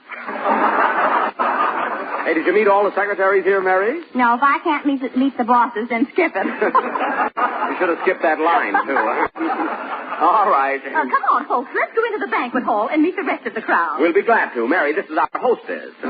She looks like the dame in Bringing Up Father. Pipe down, olive oil. Girls, please. Come on, folks. The table is all set. On with the banquet. Ladies and gentlemen, I now take pleasure in presenting to you our distinguished guest of the evening, Mr. Jack Benny. Thank you, folks. Thank you. When I first came to Washington, as I started to say, when I first came to Washington, announcing the Honorable Mr. and Mrs. Rass. Well, the more the merrier. Hostess, where will Miss Livingston and I sit? May I see your sub? 3 on a 3. Imagine the third row at a banquet table. You have to see a ticket speculator to eat these days. Mr. Benny, you sit here, right next to the French attaché. Thanks, but really, I've never met him. Why, hello, Jack. Well, I'll be glad to introduce you. Why, Wilson, I didn't see you here. Well, I've been here all evening. Jack, meet the French attaché, Monsieur Rue de la Paix. Oh, glad to know you, Rudy. Enchanté, monsieur. It is a great pleasure. I have heard you on the radio often, many times. I think you are the nuts. Well, thank you. I would like to have you meet the Mademoiselle Livingstone. Mademoiselle, it is for me to meet you a pleasure to me. It is for me to meet you a pleasure to him. Oui, mademoiselle, you are beautiful. I kiss your hand. I kiss your cheek. Oh! Don't let it get you, Frenchie. Mary, that's the attaché. I don't care. I'm hungry. Well, how's everything in Paris, anyway? Oh, très joli, très joli. And how is everything on your program? Très jello, très jello. Say, Wilson, how did you get here? Through the commercial entrance. Well, now that we're all here, let's eat. Waiter, Waiter, oh, waiter. Nick, Jack, that's the ambassador from Spain. Am I embarrassed, huh? That's all right. Things are slow in Spain. I can be a waiter, too. Oh, well, hand me that bill of fare. Fine banquet. You have to pick out your own food. Let's see, how are your hors d'oeuvres? Very nice, senor. They are? Yes, but we're all out of them. Oh, I see. Well, then give me some consommé julienne and Philly of Hialeah. With,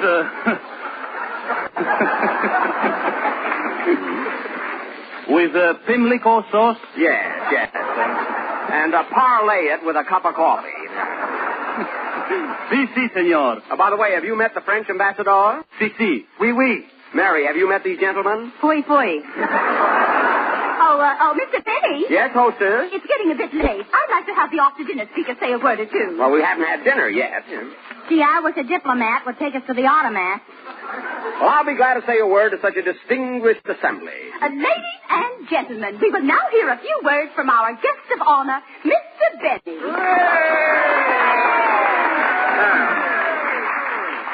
Members of the Senate, Congress, statesmen, waiters, stooges, and ladies and gentlemen. Yes, Jack.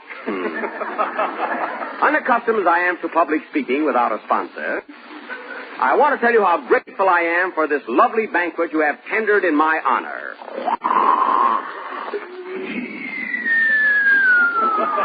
I see the Vice President is here.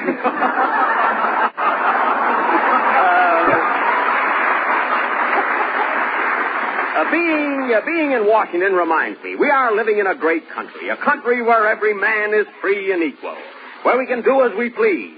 And I am the one man who's going to take advantage of it.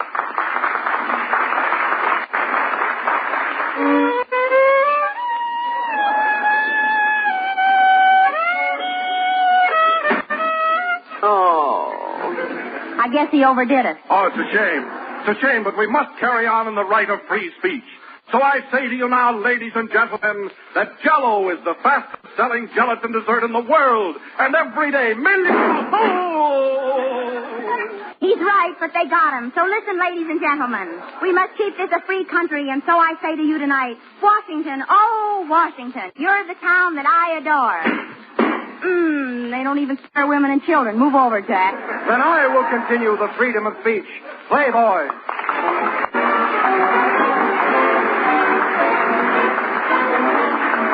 25th program of the new Jell-O series, and we will be with you again next Sunday night at the same time. By the way, Mary and I will appear on the stage all next week, beginning Friday the 20th, at Lowe's Century in Baltimore, Maryland. Say, Jack. What? I just thought of a joke I'd like to tell. What is it? Well, I'll say to you, I've got an Irish ring, and then you ask me if it's real. All right, go ahead. Jack, I've got an Irish ring. Is it real? No, it's a shamrock. Why, Mary, you told that joke last year. Well, if you want new jokes, buy me a new ring. Good night, folks.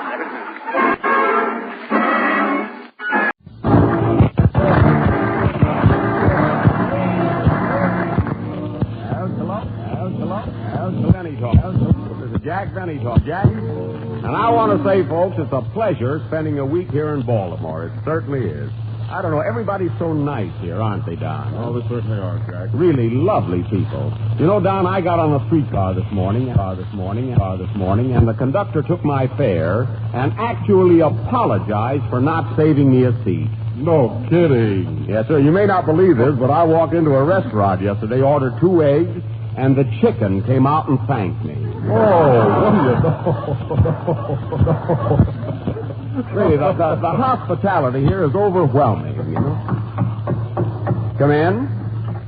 Mr. Benny? Yes. I hope I'm not intruding, but is that your car parked downstairs? Why, yes, officer, yes. Well, I regret to inform you that the thing right next to it is a fire plug. Oh, you don't say. Well, I really didn't see it. Well, that's all right. I believe you. Here, take this summons.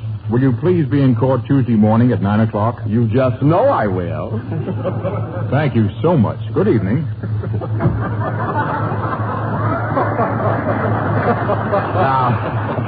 Now, wasn't he a lovely fellow, Don? Oh, just ducky. Now, why can't all mankind be like that? Oh, say, Jack, there are a lot of distinguished people sitting in our audience. There's the governor of Maryland in the front row. That's nice.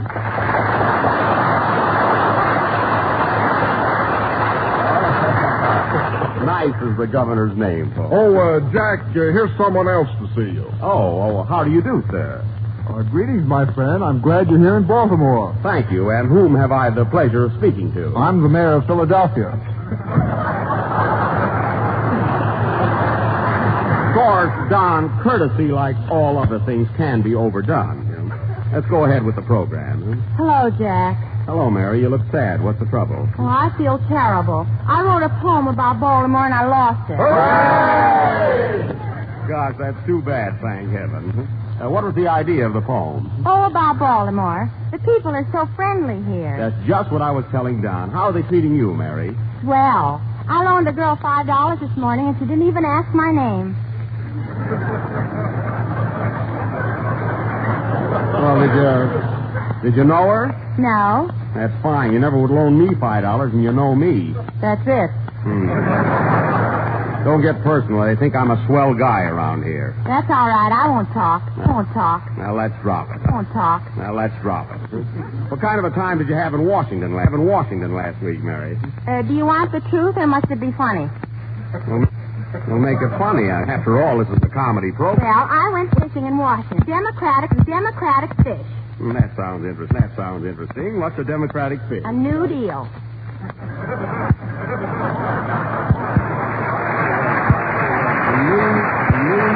Nude eel. Say, that's good. Where's Kenny Baker? I want to pull it on him. Mary, there's Kenny now. Huh? Here I am, Jack. Feeling fine, but dumb as an oyster. Hey, you're just the guy I'm looking for. Listen, while I was in Washington last week, I caught some democratic fish. What's a democratic fish? A nude eel. Good, isn't it, Kenny? Yeah, imagine an eel without clothes on. Oh, I should have known better. Gee, he's so dumb, I'll bet he thinks fish cakes are a dessert. Yeah, well, what are they, Mary? I don't know. That's what I get for butting in. Say, Jack, I'm getting tired of Mary saying I'm dumb. She does it every week. We should cut it out. He's right, Mary. You're always picking on him. You're always calling him dumb. Tell him you're sorry. Oh, all right. Oh, Kenny. Yeah? I'm sorry you're dumb. You're welcome. Well, I did the best I could, Kenny. And now, folks, tonight we are having... wait just a minute, Jack. I've been listening to your conversation, and I don't get the joke about the new deal. You don't, Johnny? No, when it comes to jokes, I'm green. When it comes to puns, you're all right. Get this, Johnny. Mary said she caught a democratic fish, and the answer is nude eel. Now, it sounds like New Deal, but it's nude eel, see? Oh, now I get it. It's just like the word coconut. What's coconut got to do with it? Oh, nothing. I just thought it might get a laugh. Oh. That takes the prize. That's the dumbest crack yet. Gee, do I have to apologize to him, too? No, Mary. It takes one to know one. Say, Wilson, which do you like better, the coconut or the New Deal? Jell-O, because it has the New Deal-icious flavors.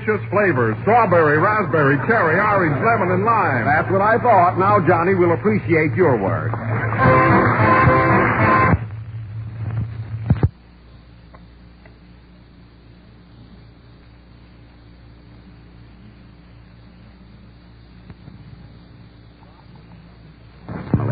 A garden in the front, a garage in the back, and 2 letters from the landlord on the stoop.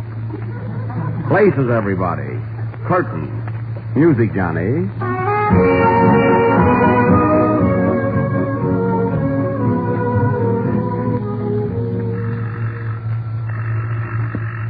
The telephone is ringing, Lemuel. Well, let it ring. Always does at the start of our plays, and I'm getting sick of it. Oh, Lemuel, do you know what day this is? Yes, Felicia. It's our 20th anniversary. I think I'll go out and kill a chicken. Why blame the poor chicken? That's a foul joke. You know, I was just thinking our daughter Nell is getting nigh on to 18, and she's still hanging around the old homestead. Why don't she get out like other gals do and forget us old folks? Nell is very happy here and don't want to leave home. That's because she don't know why gals leave home. She's getting to the age now where we got to tell her. Here she comes now. I'll speak to her. There's no place like home. There's no place like home. Be it ever so. Nell. Yes, Daddy? What you been doing? I just chopped some wood, and now I'm going to scrub the floors, then go out and paint the old barn. Gee, I love this place. Oh, you do, eh? Well, I guess it's our fault. Sit down, Nell. We'll have a bite of dinner. Then I want to talk to you. What are we going to have for dinner, Ma? Hash. Well, if you find a pair of glasses in it, they're mine. I just love hash. Hello? Yes. It's for you, Nell. It's that Zeke Green. He's been calling you twice a year. I think he's stuck on you. Hello? Oh, hello, Zeke. What's that? No, Zeke. I can never marry you. Never. Besides, I'll have to ask Father. Oh, Daddy, Zeke wants me to marry him. Well, it's all right with me, gal. He's a fine boy. Father said no, Zeke. What's that? You're coming right over. All right. Goodbye. Nell, what's the matter with you anyway? Why don't you marry Zeke? Because I love this home and I'll never leave. You might as well. We'll all be thrown out next month. The audience seemed to be glad of that. Come in. Hi there, folks. Hello, Zeke. You got here quick. Sit down and have a bite of dinner with us. No, siree. I ate here once, got sick as a dog. I noticed the resemblance. What's on your mind, Zeke? Well, Mr. Weathersby, I came here to ask for your daughter's hand. I love Nell, and I want to marry her. Now, do I get her or not? Take her, Zeke, and good luck to you. Oh, so you're going to stand in the way, eh? Well, I'm going to fight till I get her. Say, Johnny, aren't you reading the wrong lines? Lines or no lines, I love Nell. But Zeke. Now, listen, Nell, we'll have to elope. Be ready at 9 o'clock tonight, and I'll come to your window with a ladder. You better make that 10. I go to bed at 9. Okay. Goodbye, Nell. I'd rather marry Dracula than that Zeke Green. Well, you can't expect to get one of those movie stars. Better go to bed, Nell.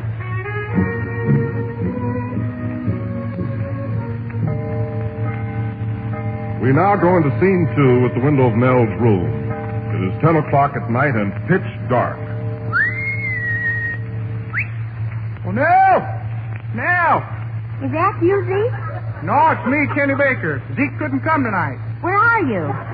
Well, I'm up here on the ladder. Hurry up. We gotta elope. I can't leave home. I won't leave.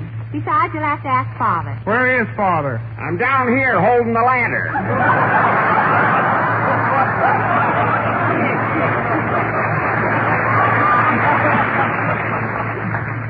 Better hurry up, Nell, before Kenny changes his mind. You know, Zeke did. Yes, Nell. Come with me, and I'll make you happy. No, 1,000 times no. Better make that 200. It's getting late. I could never marry you, Kenny. Looks like I'll never get rid of that daughter of mine. Who's that? It's me, Pete Wilson. Hello, Pete. What are you doing here this time of night? I love your daughter and I want to marry her. You too? Hey, Kenny, get off that ladder and make room for Pete. Be careful there, Pete. Don't fall. Oh, Nell!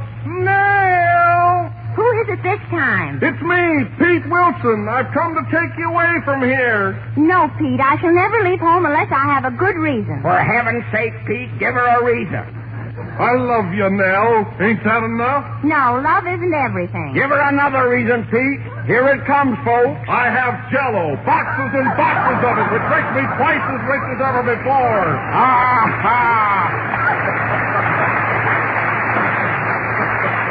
Jell-O, eh? Well, she'll never desert you now. Jell-O, that's what I've been waiting to hear. Goodbye, Daddy. Goodbye, Ma. I'm a-going with Pete. Hooray! Another victory for our product. Goodbye, Nell. So long, Pete.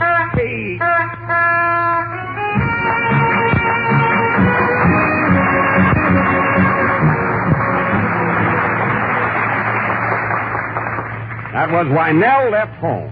And immediately after the next number, we will show you why Nell came back.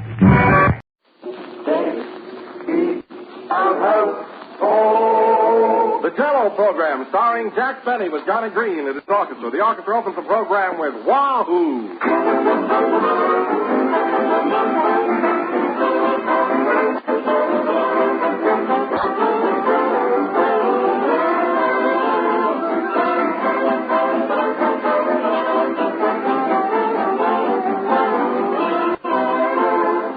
When next Wednesday comes along, look out for pocketbooks on strings, false alarms at the front door, and bricks under hats, because it will be April the 1st. Each one of us will have to take our share of fooling on April Fool's Day, but there's one thing nobody can ever fool you about, that day or any other day, and that's Jell-O. Because Jell-O has that extra rich fruit flavor put in by a secret process and no other gelatin dessert has. All you have to do is take one taste to know that here's the best gelatin dessert you ever tasted. Crammed with real fruit flavor, extra rich, twice as good. Jell-O tastes as delicious as the fresh, ripe fruit itself. And Jell-O's 6 glowing colors have a real springtime beauty. Just be sure it is Jell-O that you ask for, and don't accept any substitutes. Always insist on the one and only genuine Jell-O.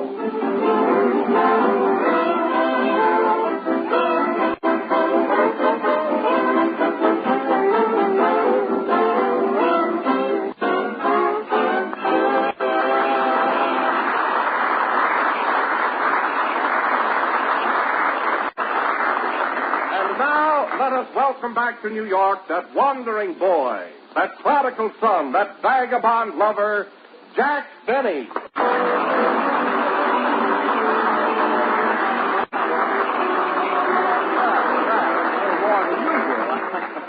Oh, folks, what a reception. Gee, it's great to be back in New York again, and I want to tell you from the bottom of my heart that I'm just lost for words. Gee, I don't know what to say.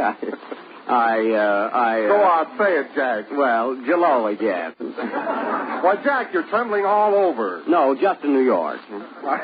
But, Don, I didn't expect such a reception on my return here. The applause, the cheers, the flowers. What flowers? Here in my lapel. Well, the audience seems to be glad that you're back, Jack. Now, tell us about your trip to Pittsburgh, Baltimore, and Washington. Well, I'm glad you brought that up, Don. There's nothing like traveling around the East. The scenery, the crowds, the industries, just fascinating. Well, I hate to argue with the boss, but listen.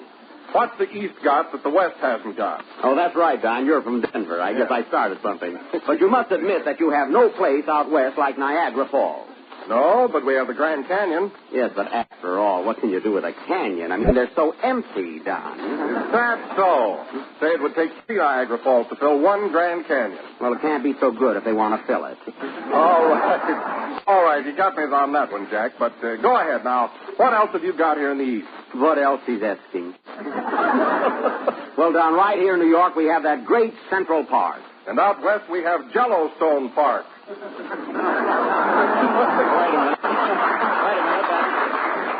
That's pronounced Yellowstone, Don, but I can see your point of view. Yes. And don't overlook the beautiful eastern rivers, the Delaware, the Hudson, and the Mississippi. Now, wait a minute, Jack, wait a minute. The Mississippi is out west. Oh, no, I won't concede that. The Mississippi is in the east. I still claim it's out west. Well, let's not fight about it. The Mississippi has 2 parts, the head and the mouth. I'll take the mouth, and you can have the head. No, I want the mouth. Gosh, what a silly argument. Hello, Jack. Oh, hello, Mary. What's the matter with you? You look like you didn't win the sweepstakes. Oh, it isn't that so much. But Don and I just had an argument. He wants the mouth of the Mississippi. That guy would kiss anybody. Mary, do you think the scenery out west is better than in the east? Sure, Jack. I think the Panama Canal is wonderful. The Panama Canal is down south. I know, but it's good enough to be in Hollywood. Say, Danny, come here. We're getting no place tonight, and I know you'll help us get there. Oh, you can count on me, Jack. I know, but point blank, Kenny, which do you like better, the east or the west? Well, Jack, I'm from California. And you know the climate out there is so marvelous you can raise anything. That's right. You're right there. My father's in the fruit growing business out there. Oh, I didn't know that, Kenny. What does he raise? Orange juice. That's a fine joke on an empty stomach. Who told you to say that? I promise not to tell. Come on now, Kenny. Come on. Who told you to say that? Well, you must know Mae West. Oh, then you do like West better than the East. Oh, I don't know. I never met Miss East.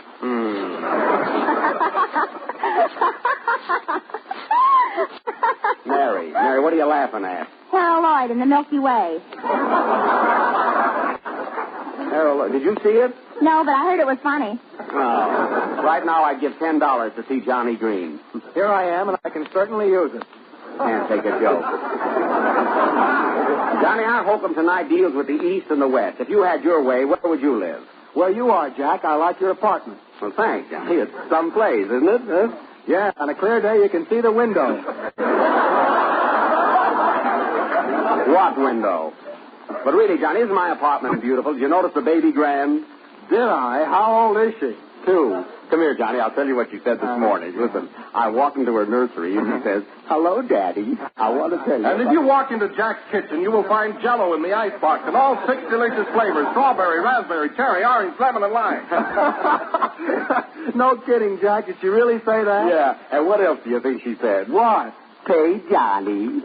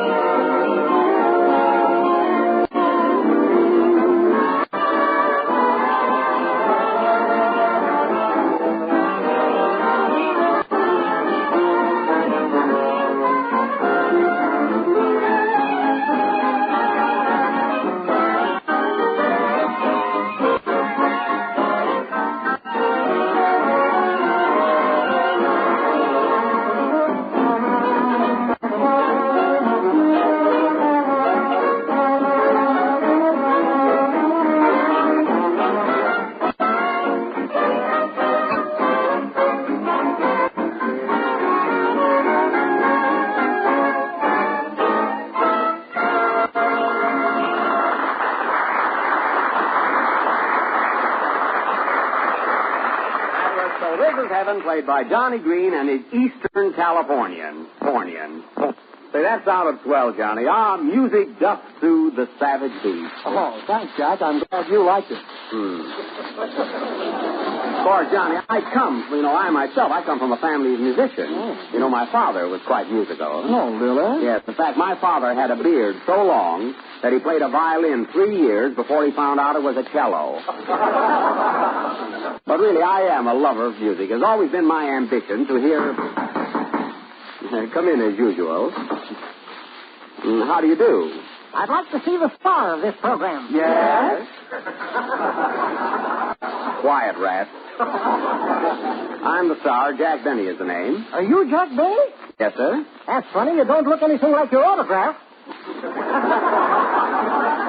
Well, the profile is a little different. What do you want? I'm a violinist. Here's my card. Your card?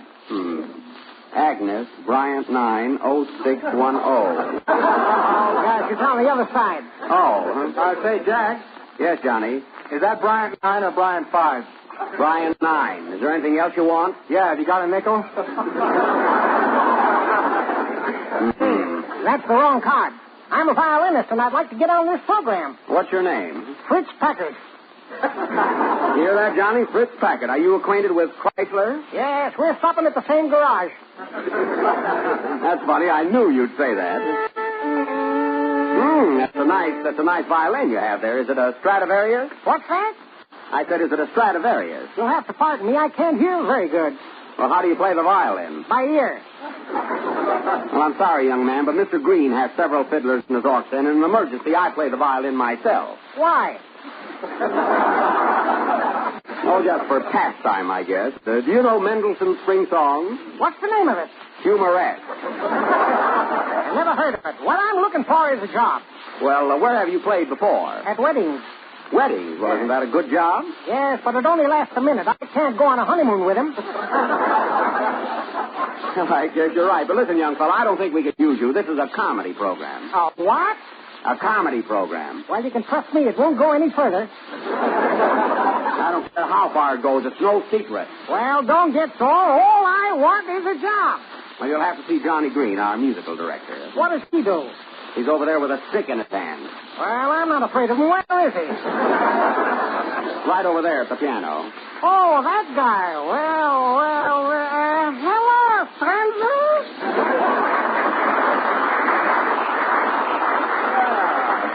Hello, Schlepperman. Hey, Jack, look who's here. Well, Schlepperman, I didn't know it was you. Where'd you learn to speak English? In Hollywood. In Hollywood? Well. Yes, I made a moving picture for Paramount. It's called Florida Special. Believe me, I'm a second Shirley Temple. That's great. Well, what did you do? That's great. Well, what did you do? That's great. Well, what did you do? Fly back here? I came by automobile. Oh, yeah? What kind of a car? What kind of a car? One day a limousine, the next day a touring car, the next day a roadster. Your thumb does look a little weather-beaten. Yeah. Did you do any trucking? Sure, from Detroit to Cleveland. Hey.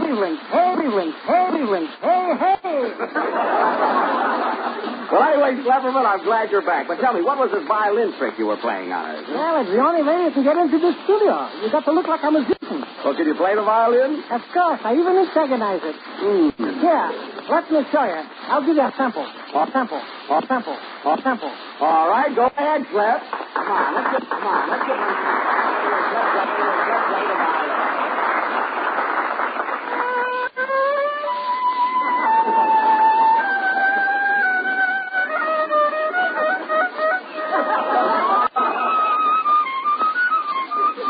What's the matter? Well, are you satisfied? I'm satisfied. Well, sing, Kennelly.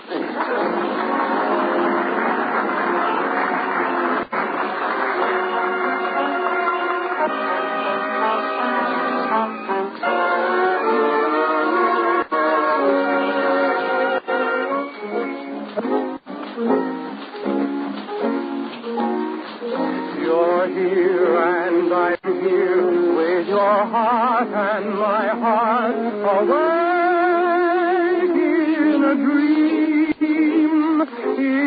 dream of romance and delight. Can it be that tonight is our night? You're here and I'm here with your lips and my lips awake in a dream, and the stars looking down from above seem to sing, you're in love. Now I'll walk with wings on my feet.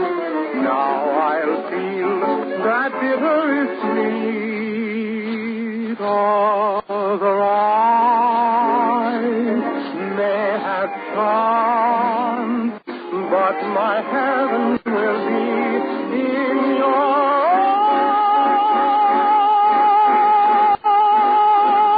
arms. You're here and I'm here with your heart and my heart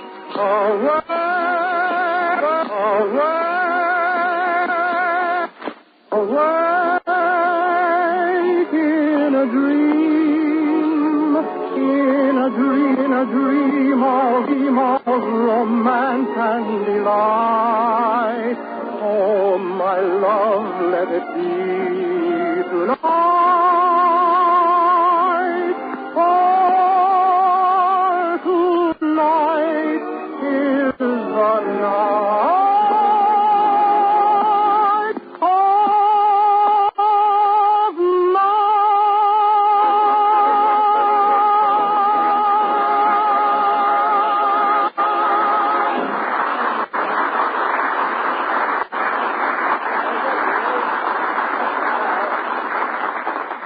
Awake in a Dream, sung by Kennela Baker.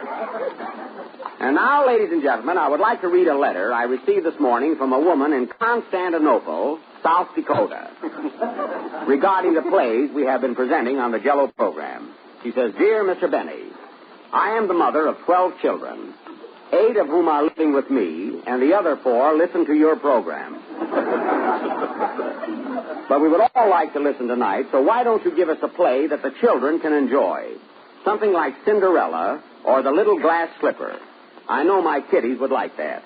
Signed, yours very truly, Mrs. Dione Cantor. 12 children went home. What do you think? What do you think of that, Mary? Can you imagine what people ask you to do nowadays, huh? Well, Jack, the customer's always right. I know, but Cinderella. Say, Johnny, do you know anything about Cinderella? If I did, I wouldn't talk. Pardon me. Oh, Wilson. Yes, Jack? Here's a lady who wants us to do Cinderella. What do you think? Well, why not do it? It's easy, you know. It's a fairy tale. Yeah, I know. Cinderella is the stepdaughter of a very aristocratic mother who has 2 daughters of her own. They all go to a ball at the royal palace given by the king. But they don't ask Cinderella as she has no clothes or social standing. The first reason is enough, I think. But how can we play it, John? We haven't enough women in our cast, huh? Oh, Jack, I have an idea. Yeah? Why not make it 3 brothers? You could be the stepbrother, Cinderallen. Cinderallen? Mm-hmm. Hey, there's an idea, huh? And I'm glad Wilson... Freddie didn't think of that first, you know? And Wilson and Johnny could be the 2 mean, despicable brothers. Smart bit of casting, if you ask me. Huh? What about Kenny Baker? Say, Kenny, what will you be? I'll be 21 next week. Well, I didn't have to ask him, you know. Well, anyway, madam, your children will get their wish. And this play, Cinderallen, will go on immediately after the next number, which will be played by Johnny Green, while Kenny Baker sits down and writes himself a birthday card. Play, Johnny.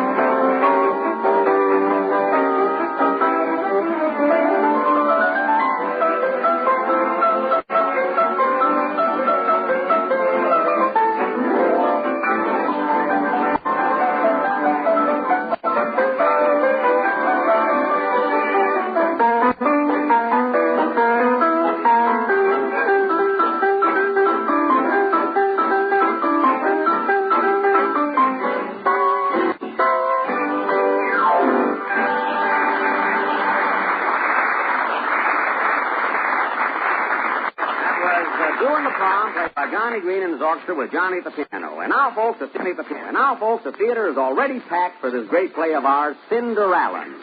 And the show is about to start. Curtain. Music, John.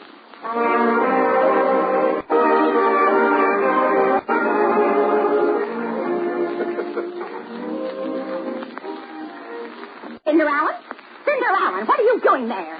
Just cleaning the furnace, Mother. And I'm so tired. Well, hurry up, you little brat.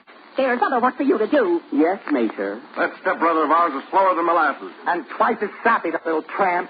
It's 8 o'clock. Now, come on, you boys. Put on your best clothes. You know the king is giving a blowout at the Royal Palace tonight, and you're both invited. Okay, Ma. Oh, Mother, can I go to the palace, too? No, you're only a stepchild. Now, you help Don Donald and Jonathan with their clothes, then get downstairs with the rest of the ashes. All right, Mother. Gee, I wish I could go to the dance now that I've learned how to swing it. What, in that suit? You'd be a fine-looking sight to appear before the king. Yeah, you'd disgrace us all. You're too homely to go anyplace. I am not homely. I'm better looking than Lanny Ross, ain't I, Mary? No. Oh, well.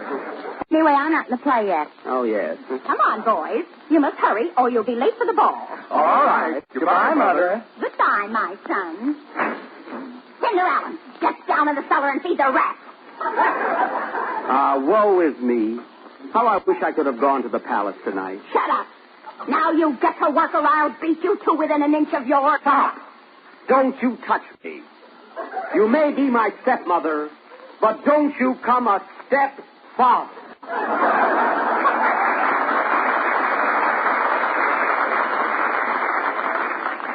I'm going now, you little brat. And when I return, I want to find your work done. Oh, I am so unhappy. I wish I was Victor Hugo so I could be less miserable. Woe is me.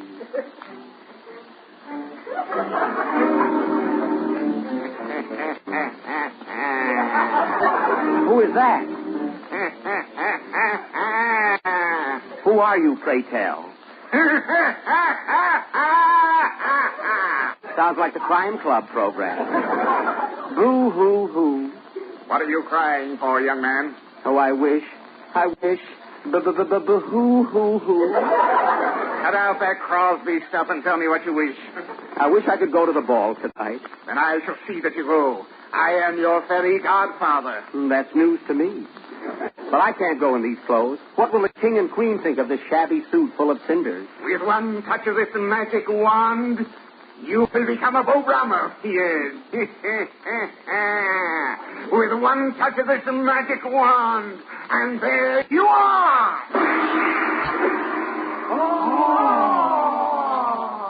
You are now Prince Charming. Oh, Godfather, I look just like Clark Gable. Yes, and you are dressed better than Carol Lombard. Thank you. Thank you for this lovely tuxedo and high silk hat. And have you noticed your slippers? Yes, Godfather. They're a little stiff. What are they made of? Glass. Oh, glass slippers. Isn't that wonderful? Now my feet can see where they're going. But tell me, Godfather, how can I get to the palace? I have neither coach nor footman. I'll fix that. Bring me that table. The table, yes. Here you are, Dracula. Now I shall touch it with my magic wand. Presto! Oh, what a beautiful carriage. And look at the big red letters on the license plate. But, Godfather, there are no horses to draw the carriage. Now leave that to me. Go into the kitchen and fetch me 6 boxes of you know what. With that extra rich, fresh, I get you. Here you are, Sven Garlic. Now watch closely, and you shall have your horses. Strawberry. Raspberry. The cherry, orange, lemon, and lime. Oh, thank you. Thank you, Godfather. I'm so happy that I'm going to the palace after all and meet the princess. Yes, Cinderallen, you are going. But remember one thing. You must leave the palace and be home before the clock strikes 12, or again you will become a bum. Remember, you must be home by 12. Yes, Godfather. Now, could you touch something else and turn it into $10 so I can take the princess out? I was just going to touch you for $10. I knew we went too far with this play. But wait, how can I go? I have no chauffeur. I'll fix that, too.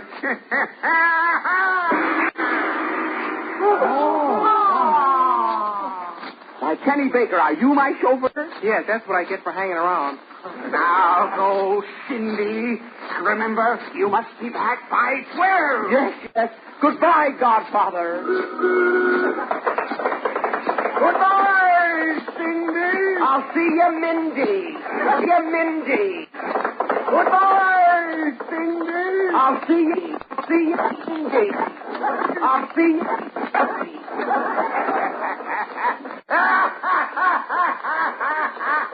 It wasn't that funny. Here you are, sir. The Roxy. I don't want the Roxy. I want the Palace. And get there before the prices change. Yes, sir. You bet.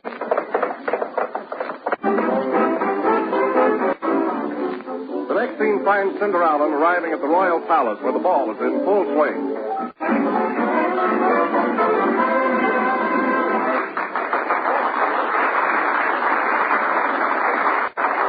Ah, Princess, you dance divinely. Shall we stroll into the garden? What's out there? The moonlight. I don't want any. Don't forget, Princess, the next dance is ours. All right, but it'll cost you a dime. I wonder who that can be. All our invited guests are here. Well, why not bid him enter, Princess? Come in. Oh, my, what a handsome man. I wonder who he can be. Princess, with that guy around, we don't stand a chance with the princess. Tell me who you are, you great, big, handsome brute. I won't tell. It's me, folks. You know, Cinderallen. But surely you will tell me I am the princess. Oh, don't bother with him. He's probably advertising something. Go away, Jonathan. You too, Donald. I'm going to dance with this baby. Say, what's your name, good looking? Jack Charming. I mean, Prince Benny. Oh, I don't know. Call me Toots. You know, brothers, there's something familiar about his face. He looks not unlike a master of ceremonies that we know. Princess, who are those royal punks? Oh, just a couple of my suitors, but it's you I love. Princess, shall we tackle the minuet? Okay, sailor, let's go. Princess, you are wonderful. You dance just like Ginger Rogers. You dance like Fred Astaire. Well, I know enough steps to be a stare. Kiss me. Kiss me, my fair one. Oh, that guy is here again. Who's that? I don't know. He's been nice to me. Yes, and it's nearly 12 o'clock. And remember, Prince Charming, you must be home by the stroke of 12, or hallelujah, you're a bum. Ah, my beloved, I must leave you now. I must be off. No. Yes, Princess, I must fly. The clock is striking 12. Why, are you afraid of those gardens? Yes, I'm an amateur prince. What did I tell you? You wouldn't heed my warning. Look, again I am in rags and tatters. I knew this dream couldn't last. Throw the bum out. Look, it's our stepbrother, Cinderallen. I knew his face was familiar. But, Godfather, what happened to my beautiful tuxedo? I'll show you what happened to it. Horatio! Yes, Mr. Godfather. Tell him what happened to his clothes. Well, Princey, here's the lowdown. I rent out princess suits for all kinds of dances and masquerades. And Mr. Grandfather told me I should rent you this suit until 12 o'clock Eastern Standard Time. Well, it's 12 o'clock. Here I am. I got the suit, and thank you. Alackaday. You said it. And you, Princess, don't forget, please. I want that dress back in the morning. Oh, look, I still have my glass slippers. That reminds me, I want your socks back in the morning, too. Play, Johnny.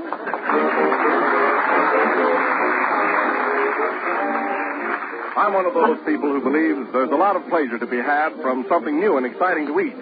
If you agree, and I'll bet you do, I can tell you how to make a grand new dish. It's apricot cheese salad, a happy combination of apricots and lemon Jell-O. Here's how to make it. Dissolve a package of lemon Jell-O in a pint of warm water, and chill until slightly thickened. Then add 2.5 cups of canned apricots. Mold firm and turn out on crisp lettuce. Garnish with real mayonnaise and little squares of cream cheese. It's swell. Luscious apricots in a clear, shimmering mold of lemon Jell-O. You like the color combination of pale yellow and apricot gold, and you'll go for the flavor combination in a big way.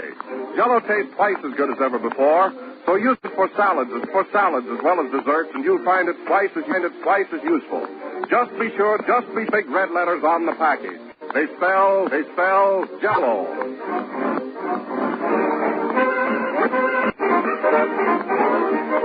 The last number of the 27th program in the new Jello series, and we're with you again next Sunday night at the same time. Oh, Johnny. Yes, Jack? I want to wish you good luck on your opening at the Paramount Theater Saturday. Well, thank you very much.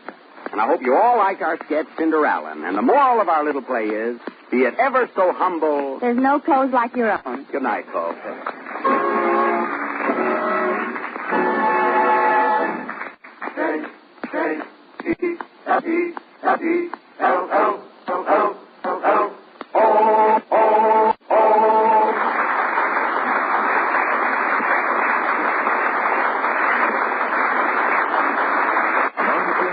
Program were Awaken a Dream from the Motion Picture Desire and Love in Bloom from She Loves Me Not. This is the National Broadcasting.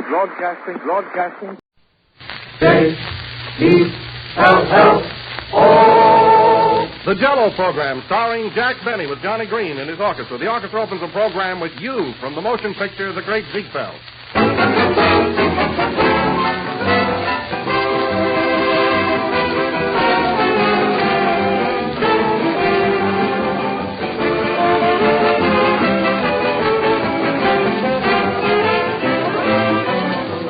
Thank you, folks, again for all your friendly interest in this program.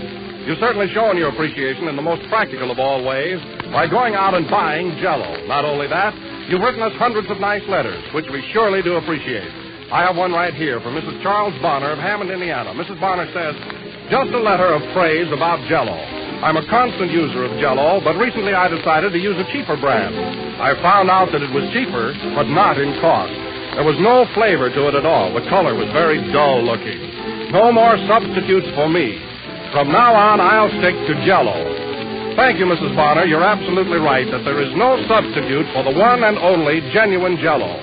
No other gelatin dessert has Jello's extra rich, real fruit flavor. So when you buy, always insist on Jello.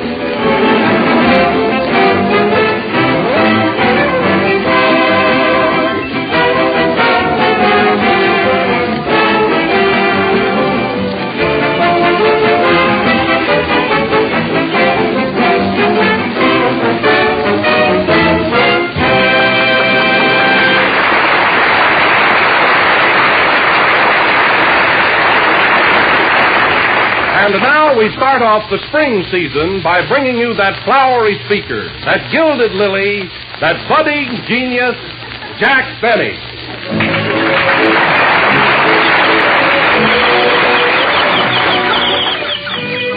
Hello again. Yes, folks, spring is here. And, Don, that introduction you gave me was swell. You know, so typically me. Well, I'm glad you liked it, Jack. I made it up out of my own head. Well, I liked it anyway. You know, especially those stringy things you call me. You know, flowery speaker, budding genius. Do you know any more? How about blooming idiot? Well, that's, I don't know. I just can't get angry this time of year. Yes, Don, spring is really here. Only 3 more months, April, May, and June, and it's summer again. Yes, sir, and 6 short months after that, and we have Christmas. You're right. Merry Christmas, Don. Same to you, Jack. Run, fellas. Here comes a squirrel. Oh, yeah? It's not so crazy, Mary. I know a songwriter who made a lot of money with that idea. You know, June and January. Don, January. No, I like Jello. Mary. Mary, what are you laughing at? Huh? You know, Jack, I wrote a poem about spring, and it's the funniest thing. Yeah? What is it? Well... Oh, I don't know. It's so silly. Go ahead. Are you listening, Don? Yeah. Well, come on, Mary. Let's hear it. All right. Hickory dickory dock. The mouse. Oh, I don't want it, Jack. Well, go ahead, Mary. Let's hear it. About spring, huh? Yes. All right. Go ahead. Hickory dickory dock. The mouse ran up the clock. The clock didn't strike. What was wrong? Spring.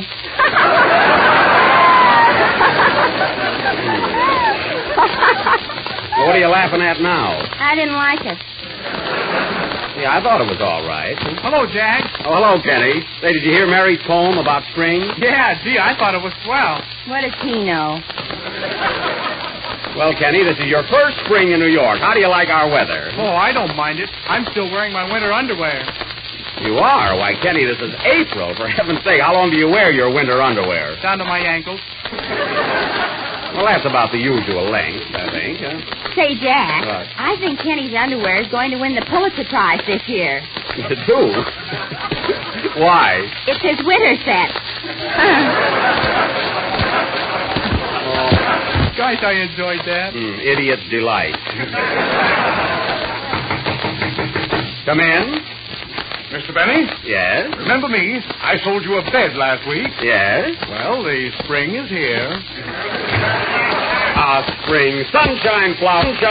Got a lot to be happy and thankful for. Say, Jack, Yes, Kenny. you know, I feel very thankful, too, and, well, I don't know how to say it, Jack, but, What is it, Kenny? well, I'm new on this program, and you've been so nice to me. I'd like to show you my appreciation. Why, Kenny, I didn't do anything anybody else wouldn't have done. Please use one. Yeah, Mary, I've got 3 telephone books in my house now. I know, but your table is still lopsided. Imagine a telephone book. I bet it's full of wrong numbers. Oh, it's not the book, Jack. The gift is inside of it. Oh, well, that's different. Oh, look, Mary, a pressed carnation. It's been in the book for 8 years. It has. You know, folks, everybody has a hobby. Some people like to go up thousands of feet in the air and jump off in parachutes. Some people like to go to the wilds of Africa and kill lions and tigers. And Kenny likes to press flowers. Oh, boy, it's a thrill. But in the summertime, I rough it. Oh, you rough it in the summer, huh? Imagine that. He roughs it in the summer, huh? Yeah, he picks cactus. Well, anyway, Kenny, it was darn sweet of you. Say, Johnny. Yes, Jack? Come here a minute, will you? Look what Kenny just gave me. A carnation. Oh, that's beautiful. Who stepped on it? Stepped on it. That's a pressed carnation. What can you do with it? Gee, I never thought of that. What can I do with it, Mary? Give it back to Kenny. That's right. Come here, Kenny. You've been so nice to me, I'm grateful. Here.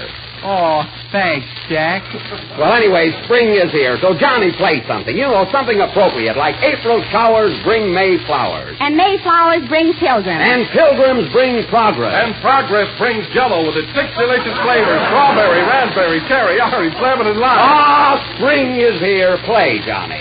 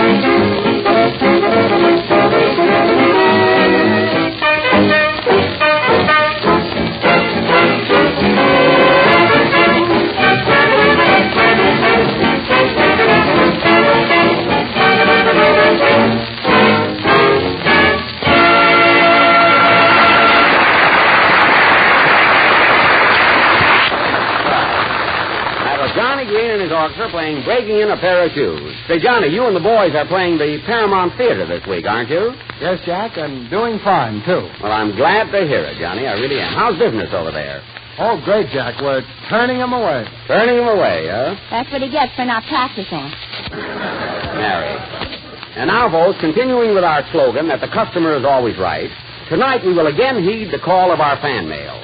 Last week we presented a play called Cinderallen, and the response was tremendous. How many letters were there, Mary? 27, including the alphabet. Now, give it to me. It says, Dear Mr. Benny, we are 3 radio fans who listen faithfully to only one program every week. But lately, we have had to miss it as we work every Wednesday night. Wait a minute, Mary, are we on Wednesday night? I don't know. I never listen. Well, anyway, it says, we wonder if you would be good enough to change places with Fred Allen so we can hear his program again. Thanking you in advance for this little courtesy, we remain sincerely yours, Clara, Lou, and Sam. How do you like that, Mary? They want me to change places with Fred Allen. What's Allen got that I haven't got? Clara, Lou, and Sam. Well, anyway, folks, we always aim to please. So this evening, with the aid of a clothespin on my nose, I'm going to present a best pocket edition of Mr. Allen's program, Clown Hall Tonight. Are you listening, Freddie? This will go on immediately after the next number, which will be sung by Kenny Baker. Now, look, fellas, we're going to do a Fred Allen program, so you've all got to help. You know, play a couple of small parts. I'll be Fred Allen. I want to be Allen. No, I want to be Allen. No, I saw the letter first. I'm going to be Allen. Now, all those in favor say aye. I want to be Allen. Well, I'm glad that's settled. I'm Fred Allen. Say, Don, you can play the announcer, can't you? Oh, I don't know. I'll try. Oh, you'll get it all right, I think. What'll I play, Jack? You can play Portland Hopper. Just loaf through it, you know. Well, a half a loaf is better than nothing. Yes. A cute singer, Kenny.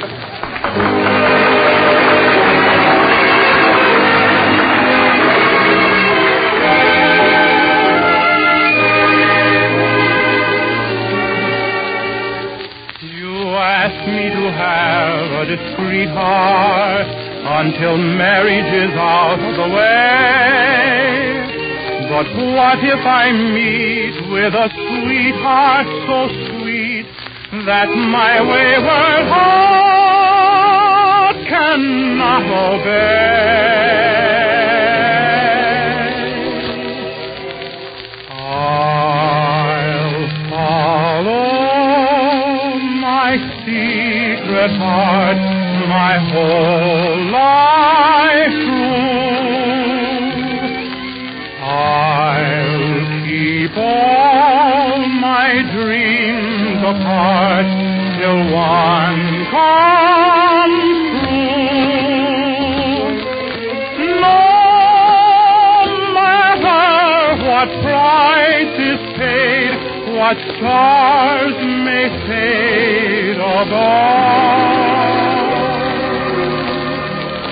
I'll follow my secret heart till I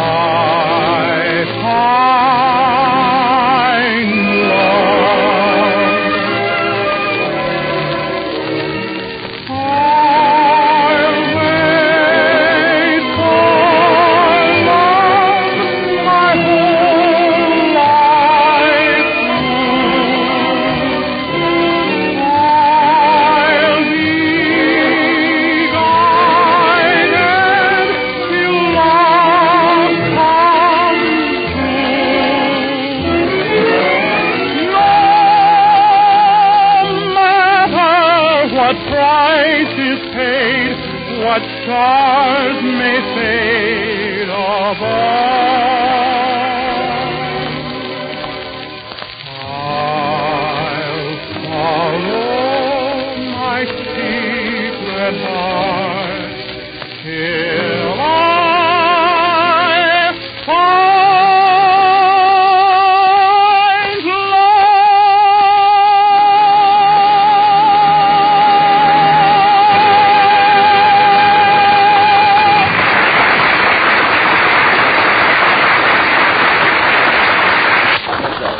That was Portland Hopper, Kenny Baker, singing I'll Follow My Secret Heart from Conversation Piece. And now, ladies and gentlemen, for our cut-rate edition of Fred Allen's program, Clown Hall Tonight.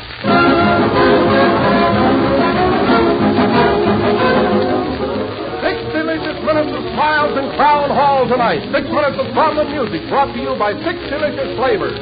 Remember, folks, Jello for the trial of satisfaction. Fun with our star comedian, Fred Benny. It's Clown Hall tonight.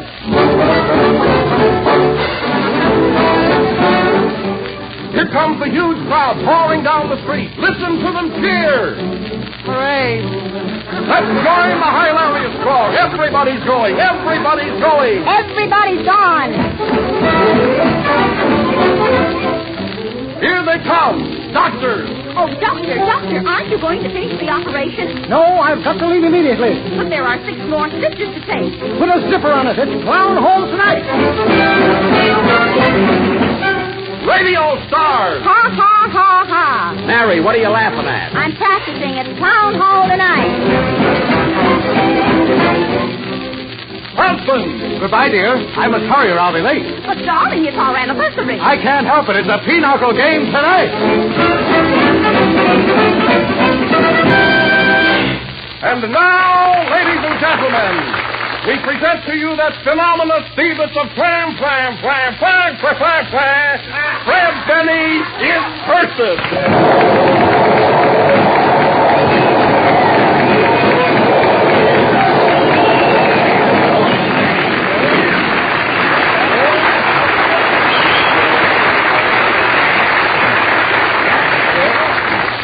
And good evening, ladies and gentlemen. Now, before knocking the bung out of our barrel of fun, I will read you the Clown Hall Bulletin.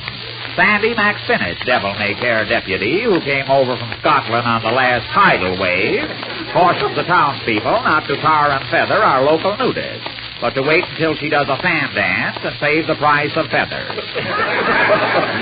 So much for simple subtleties. And now for our Clown Hall news. Curtain down. Coming right down, Fred.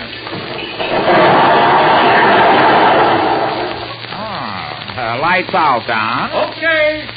Put them up again. I can't see my script. And now we bring you the Clown Hall news. Sees all, knows all, and smells awful.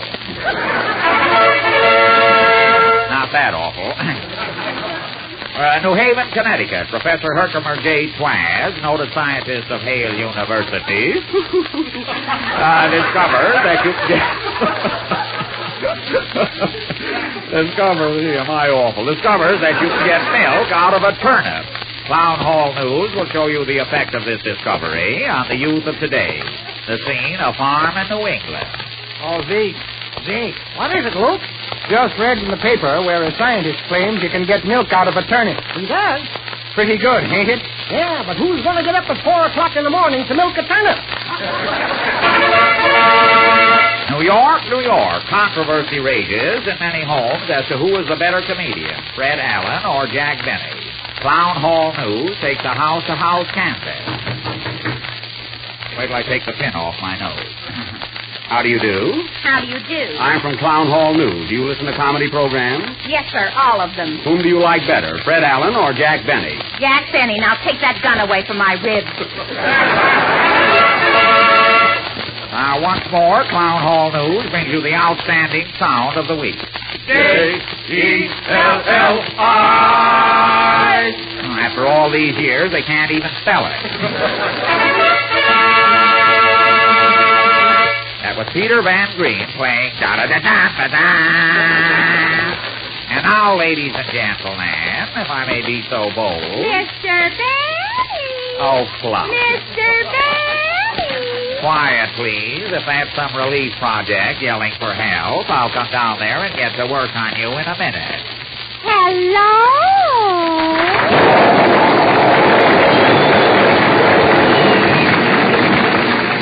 Well, as I live and hope to breathe through my nose because my mouth is full of tobacco, if it isn't Seattle. Get the twist? What brings you here tonight? Papa. What's old lame brain up to now? Well, Papa and I were doing our...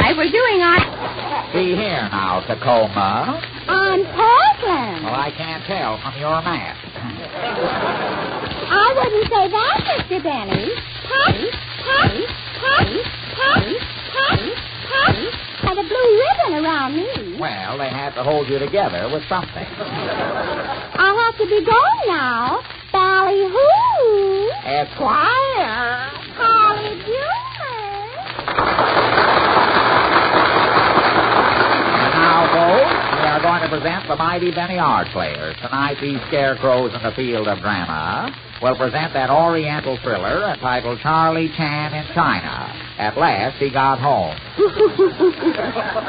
Can't get that laugh. I don't know. As the scene opens, we hear Charlie Chan talking. My mistake, folks. It isn't Charlie Chan. It's Charlie Chaplin, and he won't talk. And now, ladies and gentlemen, in a few line. minutes Pardon we will be me. back again in Clown Hall, where Fred Denny will present his hopeful amateurs. Thank you, Don. In the meantime, while we are assorting and branding the amateurs, Peter Van Green and his yellow troubadours will play Cheek to Cheek from the motion picture Top Hat. Swing it, boys.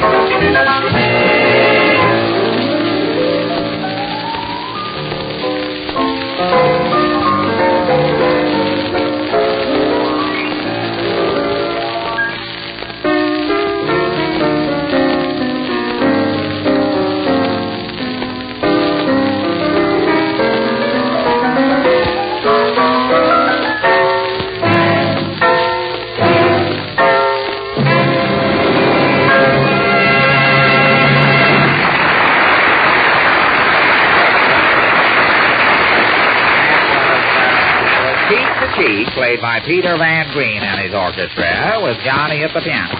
And now, while I get this pin is up a little too hard there. And now, while we are still in a musical mood, we will have a number from our Clown Hall Quartet. Give us a number, boys. 7.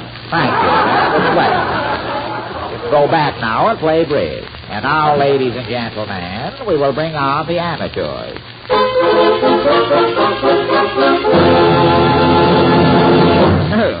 Oh, no, there's no place to laugh there. Our guests have kindly volunteered their services, and as this is only a half-hour program, instead of giving the winner $50 and a week at the Roxy, we will give them $25 and the Roxy. No reflections meant there. First we have with us, let me see. Oh, yes, the talking bird. And tonight we hope it will open its mouth and at least tell us about the new federal tax bill. Here we are, the talking bird. Hello, May. Another chaplain. Hello, May. Come on, hello, May. May, for heaven's sake, say something. Come up and see me sometime. Mary, leave the bird to me. You'll get it anyway. Come on now, May. 1, 2, 3, 4. 1, 2, 3, 4. 5, 6, 7, 8. My 10 Jack Queen. Hooray! Are you listening, Freddie? Maybe you got to feed her Jell-O. Now, the next artist this evening is Mr. What's your name, young man? George A. Gumpelmeyer. George A. Gumpelmeyer, I see. And what does the A stand for? Anything. Well, you're certainly at home for an amateur, and I wish you were. That's a typical Allen crack. You got to laugh at that one. Where were you born, Mr. Gumpelmeyer, or are you trying to keep it a secret? Waukegan, Illinois. What are you going to do for us this evening? I'm going to play the piano. The piano, eh? Go right ahead. Oh, wait a minute. Have you got a nickel? A nickel? Yes, here you are. Thank you. Thank you. Thank you. Thank you. Thank you. Thank you.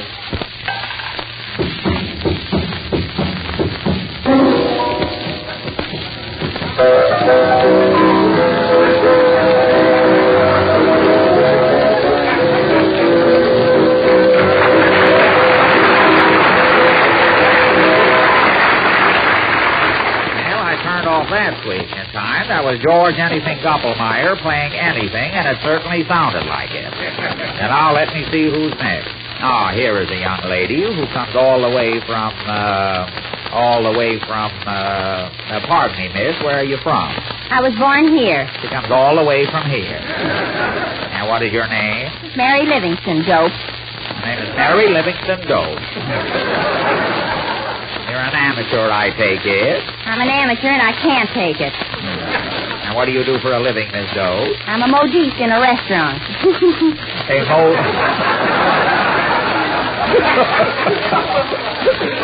Betty, I apologize. A modiste in a restaurant, eh? Yes, I put bloomers on lamb chops. Ah, Miss Livingstone. That's an old joke. Well, I'm an old amateur. Now, what are you going to do for us this evening?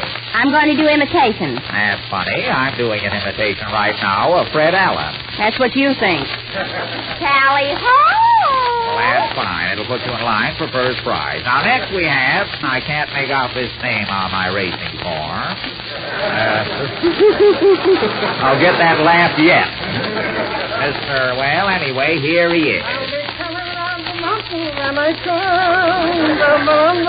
Well, what do you do, young man? I'm a hillbilly. A hillbilly, I see. Yeah, where do you come from? Kentucky. With that dialect, you come from Kentucky? Yes, I can talk you good English.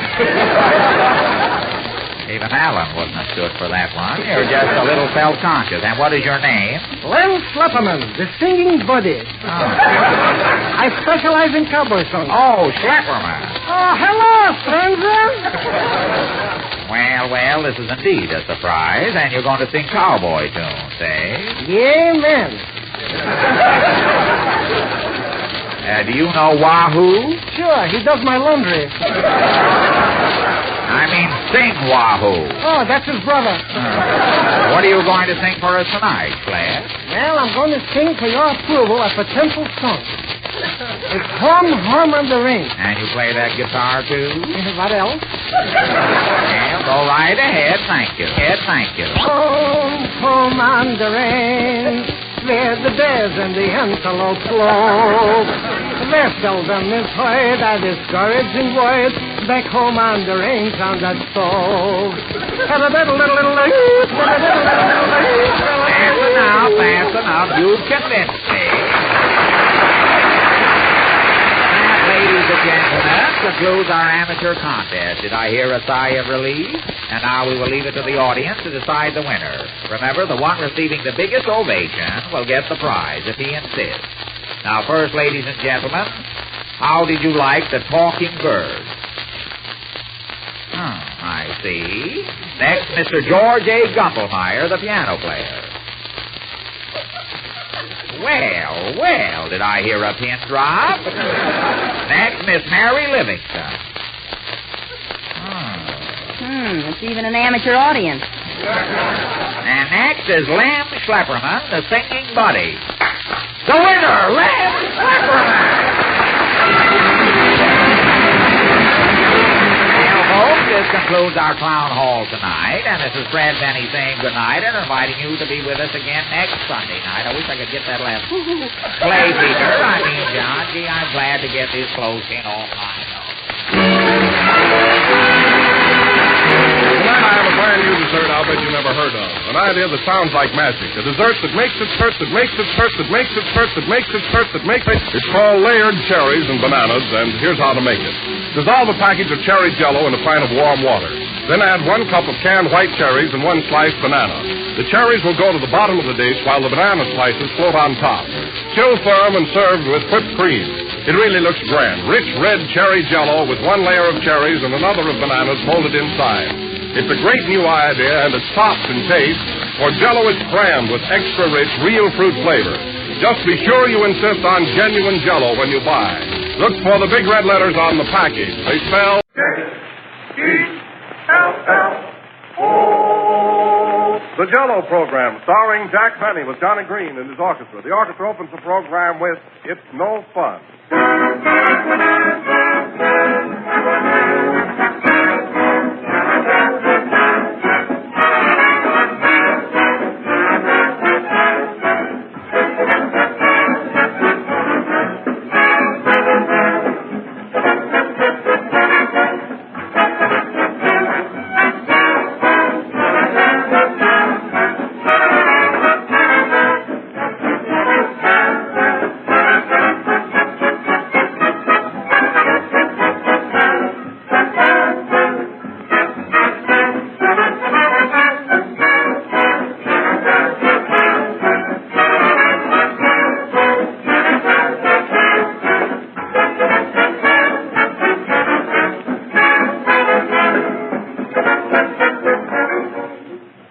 Country today, lovely ladies have been parading their latest spring finery.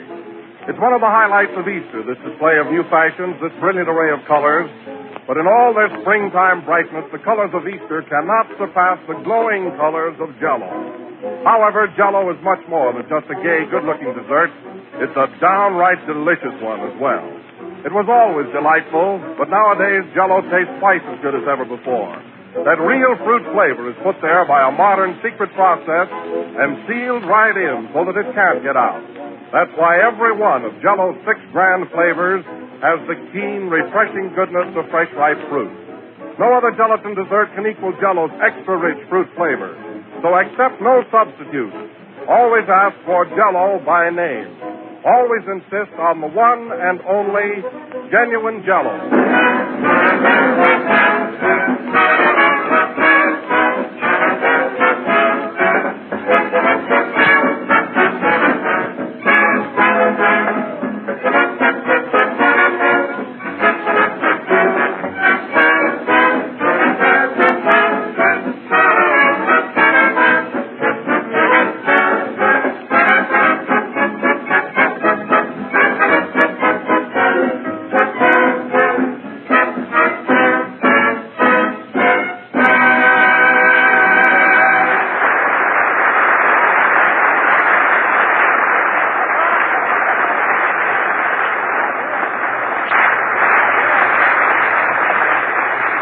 And now we bring to you from Cleveland the pride of Waukegan, the idol of California, Ohio's favorite son, Jack Benny of New York.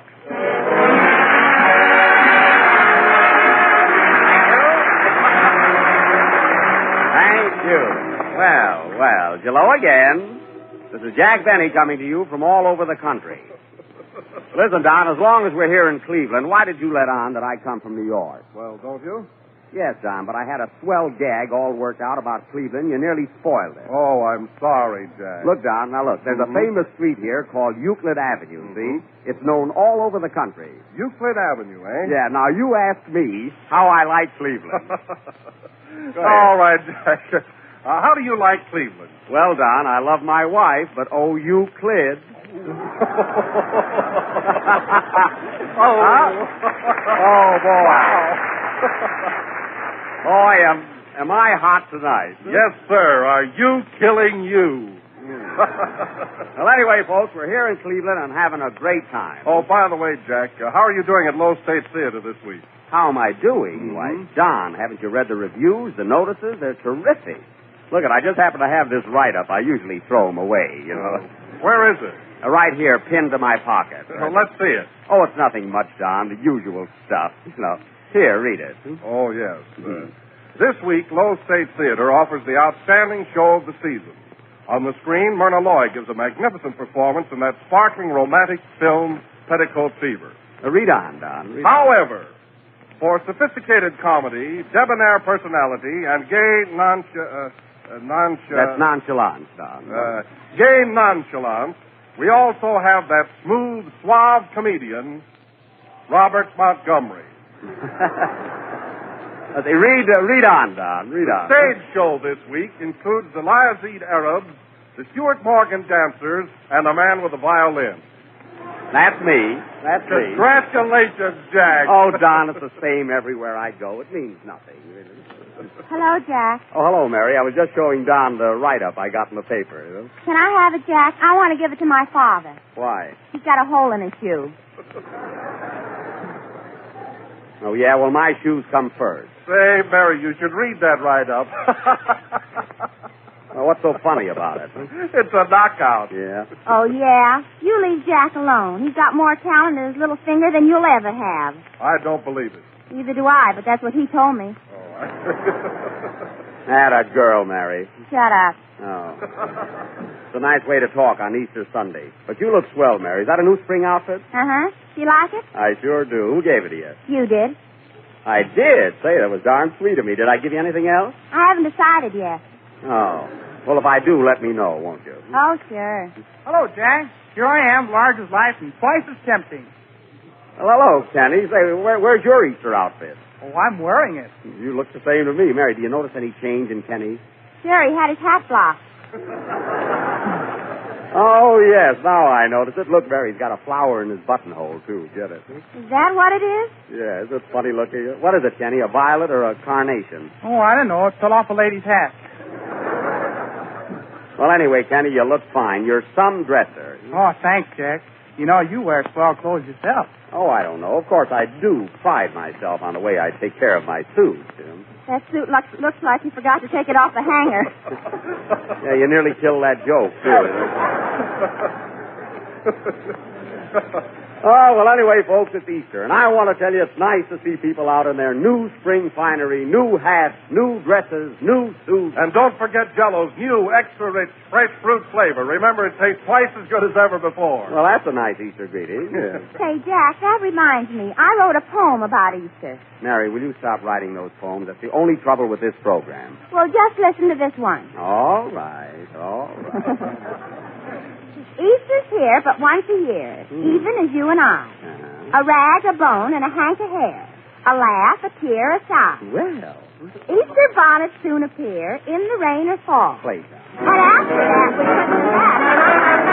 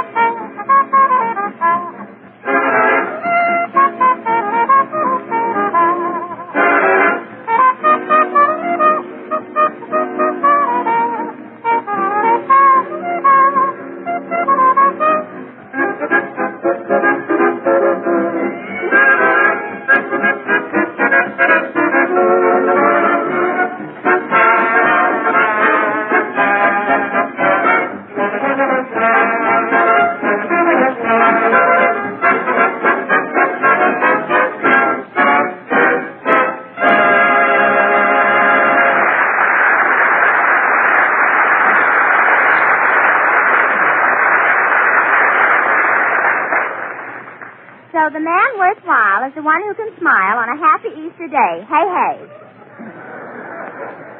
That was Mary Livingston by Johnny Green and his orchestra.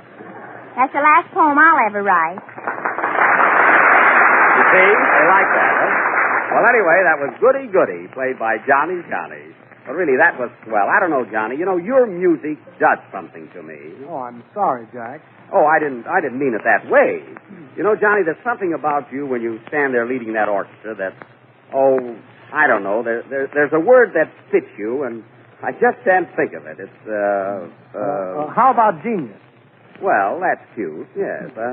I really had another word in mind, but genius will do. I mean. Mary, what are you laughing at? Imagine a genius with a haircut. Mary, listen, don't forget the struggle behind Johnny's musical education. Night after night, with the wind howling and tearing at his clothes, he'd trudge 6 miles through blinding snow just to get to his piano teacher's house. Is that right, Johnny? No, he came to our house. Well, you don't know the struggle that piano teacher went through. After each lesson, fighting every inch of his way back through 6 miles of blizzard and snow, didn't he, Johnny? We lived in Florida.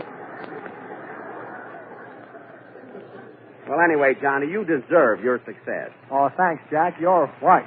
It's all right, Johnny. You're green. I'm Livingston, monkey with that.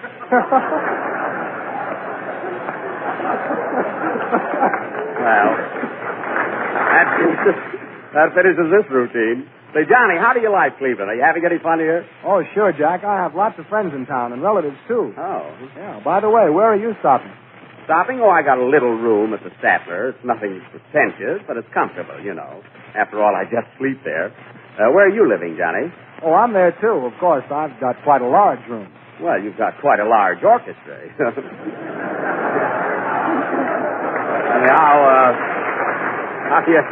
How do you all get in there? We checked the drums downstairs. Oh, you should have checked that joke downstairs, too, I think. Say, Jack, yeah? I have some relatives here who are great fans of yours, and I'd like you to meet them right after the broadcast. Do you mind? Oh, of course not, Johnny. I'll be glad to. Are they distant relatives? No, they're right outside. You could have checked that one, too. Yes. And now that... ladies and gentlemen, that tonight we are going to offer you a real treat. You remember in the past we gave you the best plays that money could pass by. We gave you Noel Coward, George Bernard Shaw, and we have also given you the works of Shakespeare. Well, maybe not Shakespeare, but we have given you the works. And this evening, ladies and gentlemen, we are going to present Eugene O'Neill's stage and screen triumph, Our Wilderness, with a cast that needs no introduction. I, Jack Lionel Bennymore, will play the part of the father. Miss Mary Livingston, who used to live near Catherine Cornell, will play the part of the mother, while Kenny Baker, who was once hit by Clark Gable's car, will play the part of the son. Don, do you like the part of the uncle played by Wallace Beery? Yes, and I like strawberry, raspberry, cherry, orange, lemon, and lime. Just for that, you can't be in it. Nah. Oh, Mary, while Kenny is singing his number, you better rehearse a little bit. You know, that's a pretty important part you've got there. Oh, yeah? I don't need rehearsing. I was in a stock company for the past 3 months at the Princess Theater in New York. Mary, the Princess Theater has been closed for 2 years. Oh, no wonder I didn't get any applause. Well, anyway, folks, tonight we are presenting Our Wilderness. The scene is the home of the Bennies. The time right after Kenny Baker's song. Oh, by the way, Kenny, do you think you can play the part of... I don't know, but I'll try. Sing, Kenny.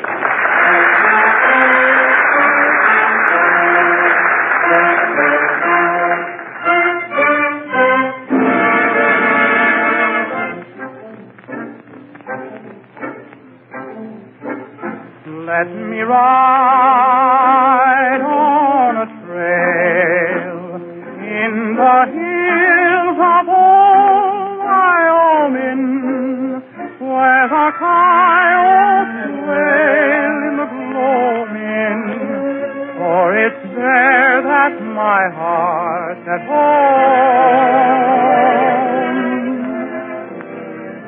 In the night, let me rest with a blue sky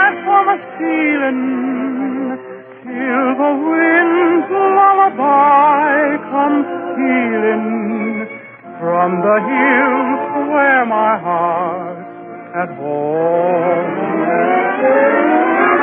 Wake with the song, wake with the sun.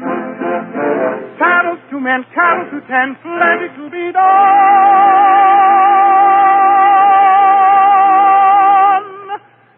Let me live on the range where a man has learned to roam in and dream of his love in the gloaming in the hills of old Wyoming. Let me ride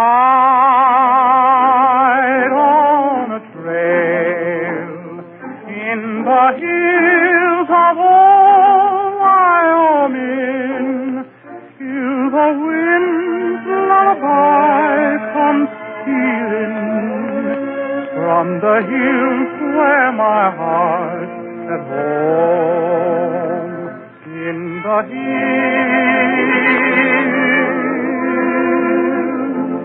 in the hills,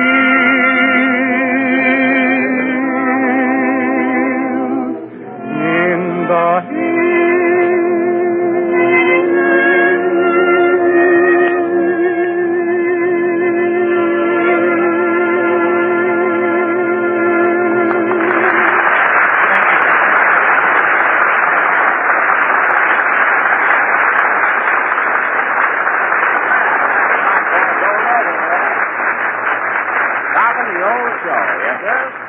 That was Kenny Baker singing in the hills of old Wyoming. And now we bring you our version of Eugene O'Neill's masterpiece, Our Wilderness.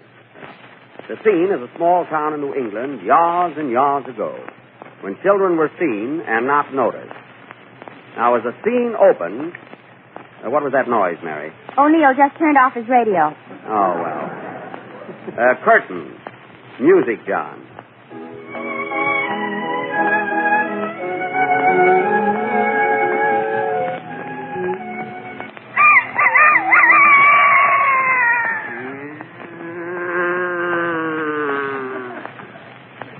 Oh, Forrest? Forrest? Yes, Teresa. Where's our son, Wilderness? He ain't home yet.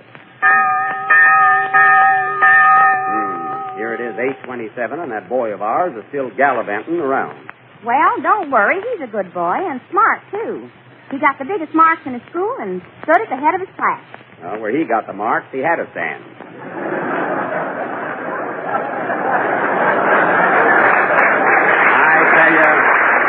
I tell you, Teresa, I don't know what this younger generation is a-coming to. On the way home tonight, I actually saw a young couple holding hands before it got dark. Well, what's the matter with that? Well, when I was young, boys never thought of doing the things they do today. That's why they didn't do them. Never thought of that. You know, Pa, I've been thinking, you really got to talk to Wilderness and tell him the facts of life. He's going on 29. Yes, you're right, Ma. He ain't a child anymore. Has he got a shaving mug? Yes, but he never shaves it.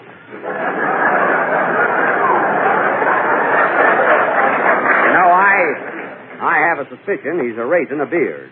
Are you sure, Pa? No, but when he comes in, I must stash him. Ooh. That hurt me, too. Yes.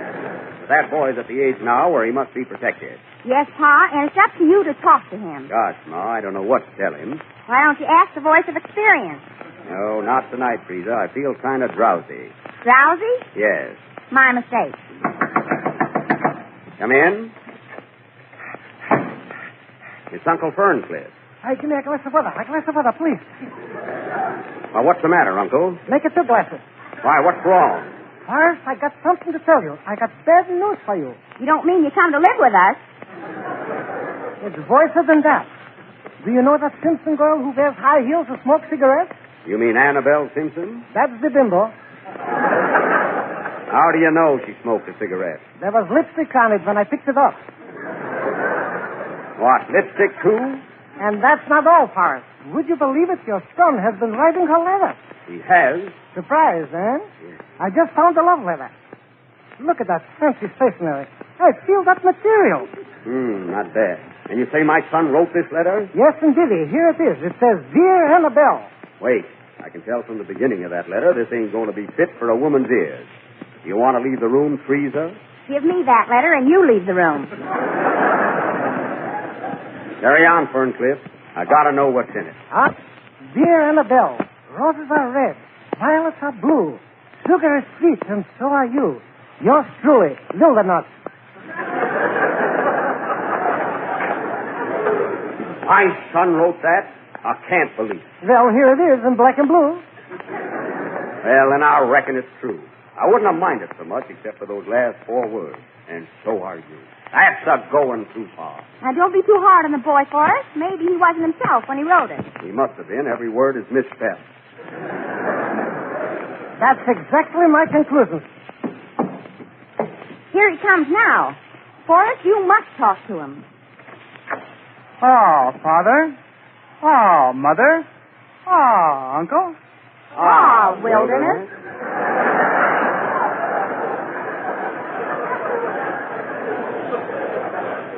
Young man, do you realize what time it is?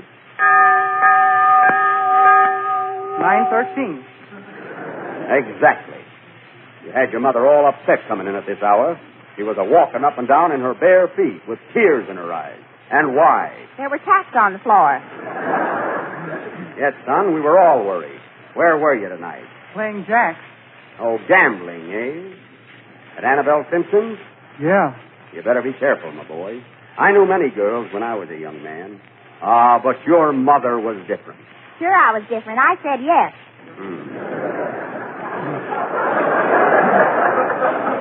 Wilderness, Uncle Ferncliff found a love letter you wrote to Annabelle. What do you say to that? Oh, gingerbread. Watch your language, son. Did you have a drink before you came home? Yes, Father. A malted milk. A malted milk, eh? Was there an egg in it? Well, Answer me, son. Was there an egg in it? Yes, Father. That's the last straw. But I couldn't help it, Father. I couldn't help it. I was driven to it. I don't care how you got there. It doesn't matter. You don't know the aches of a lonely heart, I asked Annabelle for a lock of her hair, and she told me to jump in the lake, Did you do it? Did you do it, son? Yes, but it wasn't there. Well, I can understand that. When your mother first turned me down, I drank a glass of iodine. Was there an egg in it?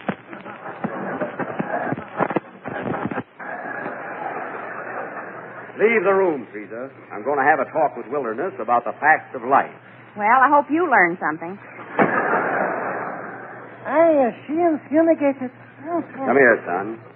You're getting at the age now when you ought to be told some of the facts of life. Sit down, my boy. I am sitting down. Then stand up. You're going on 29 and approaching manhood. There are a few things you ought to know. Gee, it's a thrill. What is it, Dad? Wait a minute. Lock that door and shut that window. Yes, Paul. Now close that transom. Yes, and turn off the steam. First, I'm going to read you that letter you sent to Annabelle. I'm scared. Listen to this. Dear Annabelle, roses are red. Violets are blue. Sugar is sweet. And so are you. Yours truly, Wilton. Gosh, did I write that? Oh, it wasn't Eugene O'Neill. Quiet, I'll handle this. Now, Wilderness, how would you feel if you got a letter like that? I don't know, Dad, but I can find out. How? I'm going to sit right down and write myself a letter. Write yourself a letter, son? And make believe it came from you. Million soldiers across the sea fighting for democracy. I'm going to say those things so sweet. Hot doggy. That will knock me off my feet. Yeah, man. With kisses at the bottom. Gee, I'm glad I got 'em. Write and say, I hope you're feeling better. Sophisticated lady, you're a fascinating baby. And sign with love the way you do. My honey do. I'm going to sit right down and write myself a letter.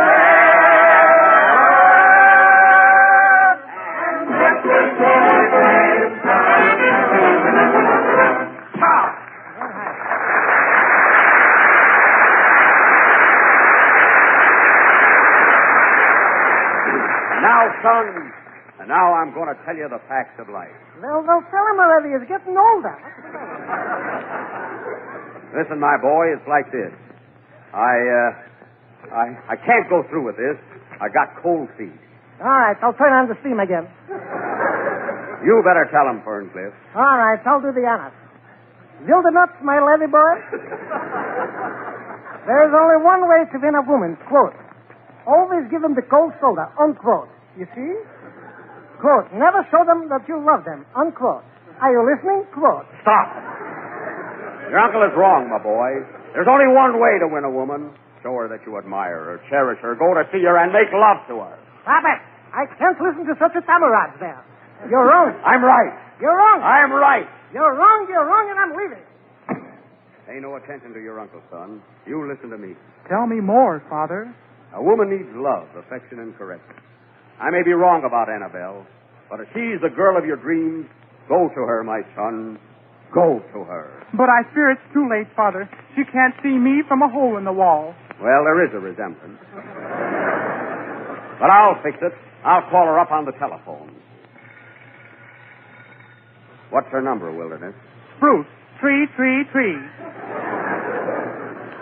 Did you hear that, operator? Well, get it. Don't worry, son. I'll fix everything, and I'll show you that I'm right.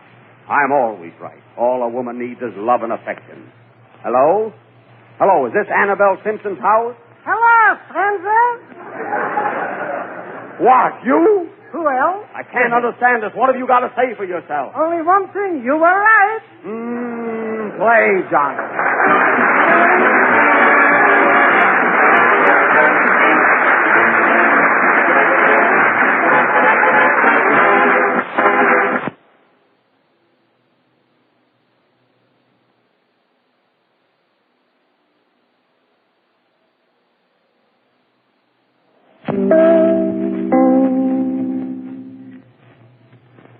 WJZ, New York.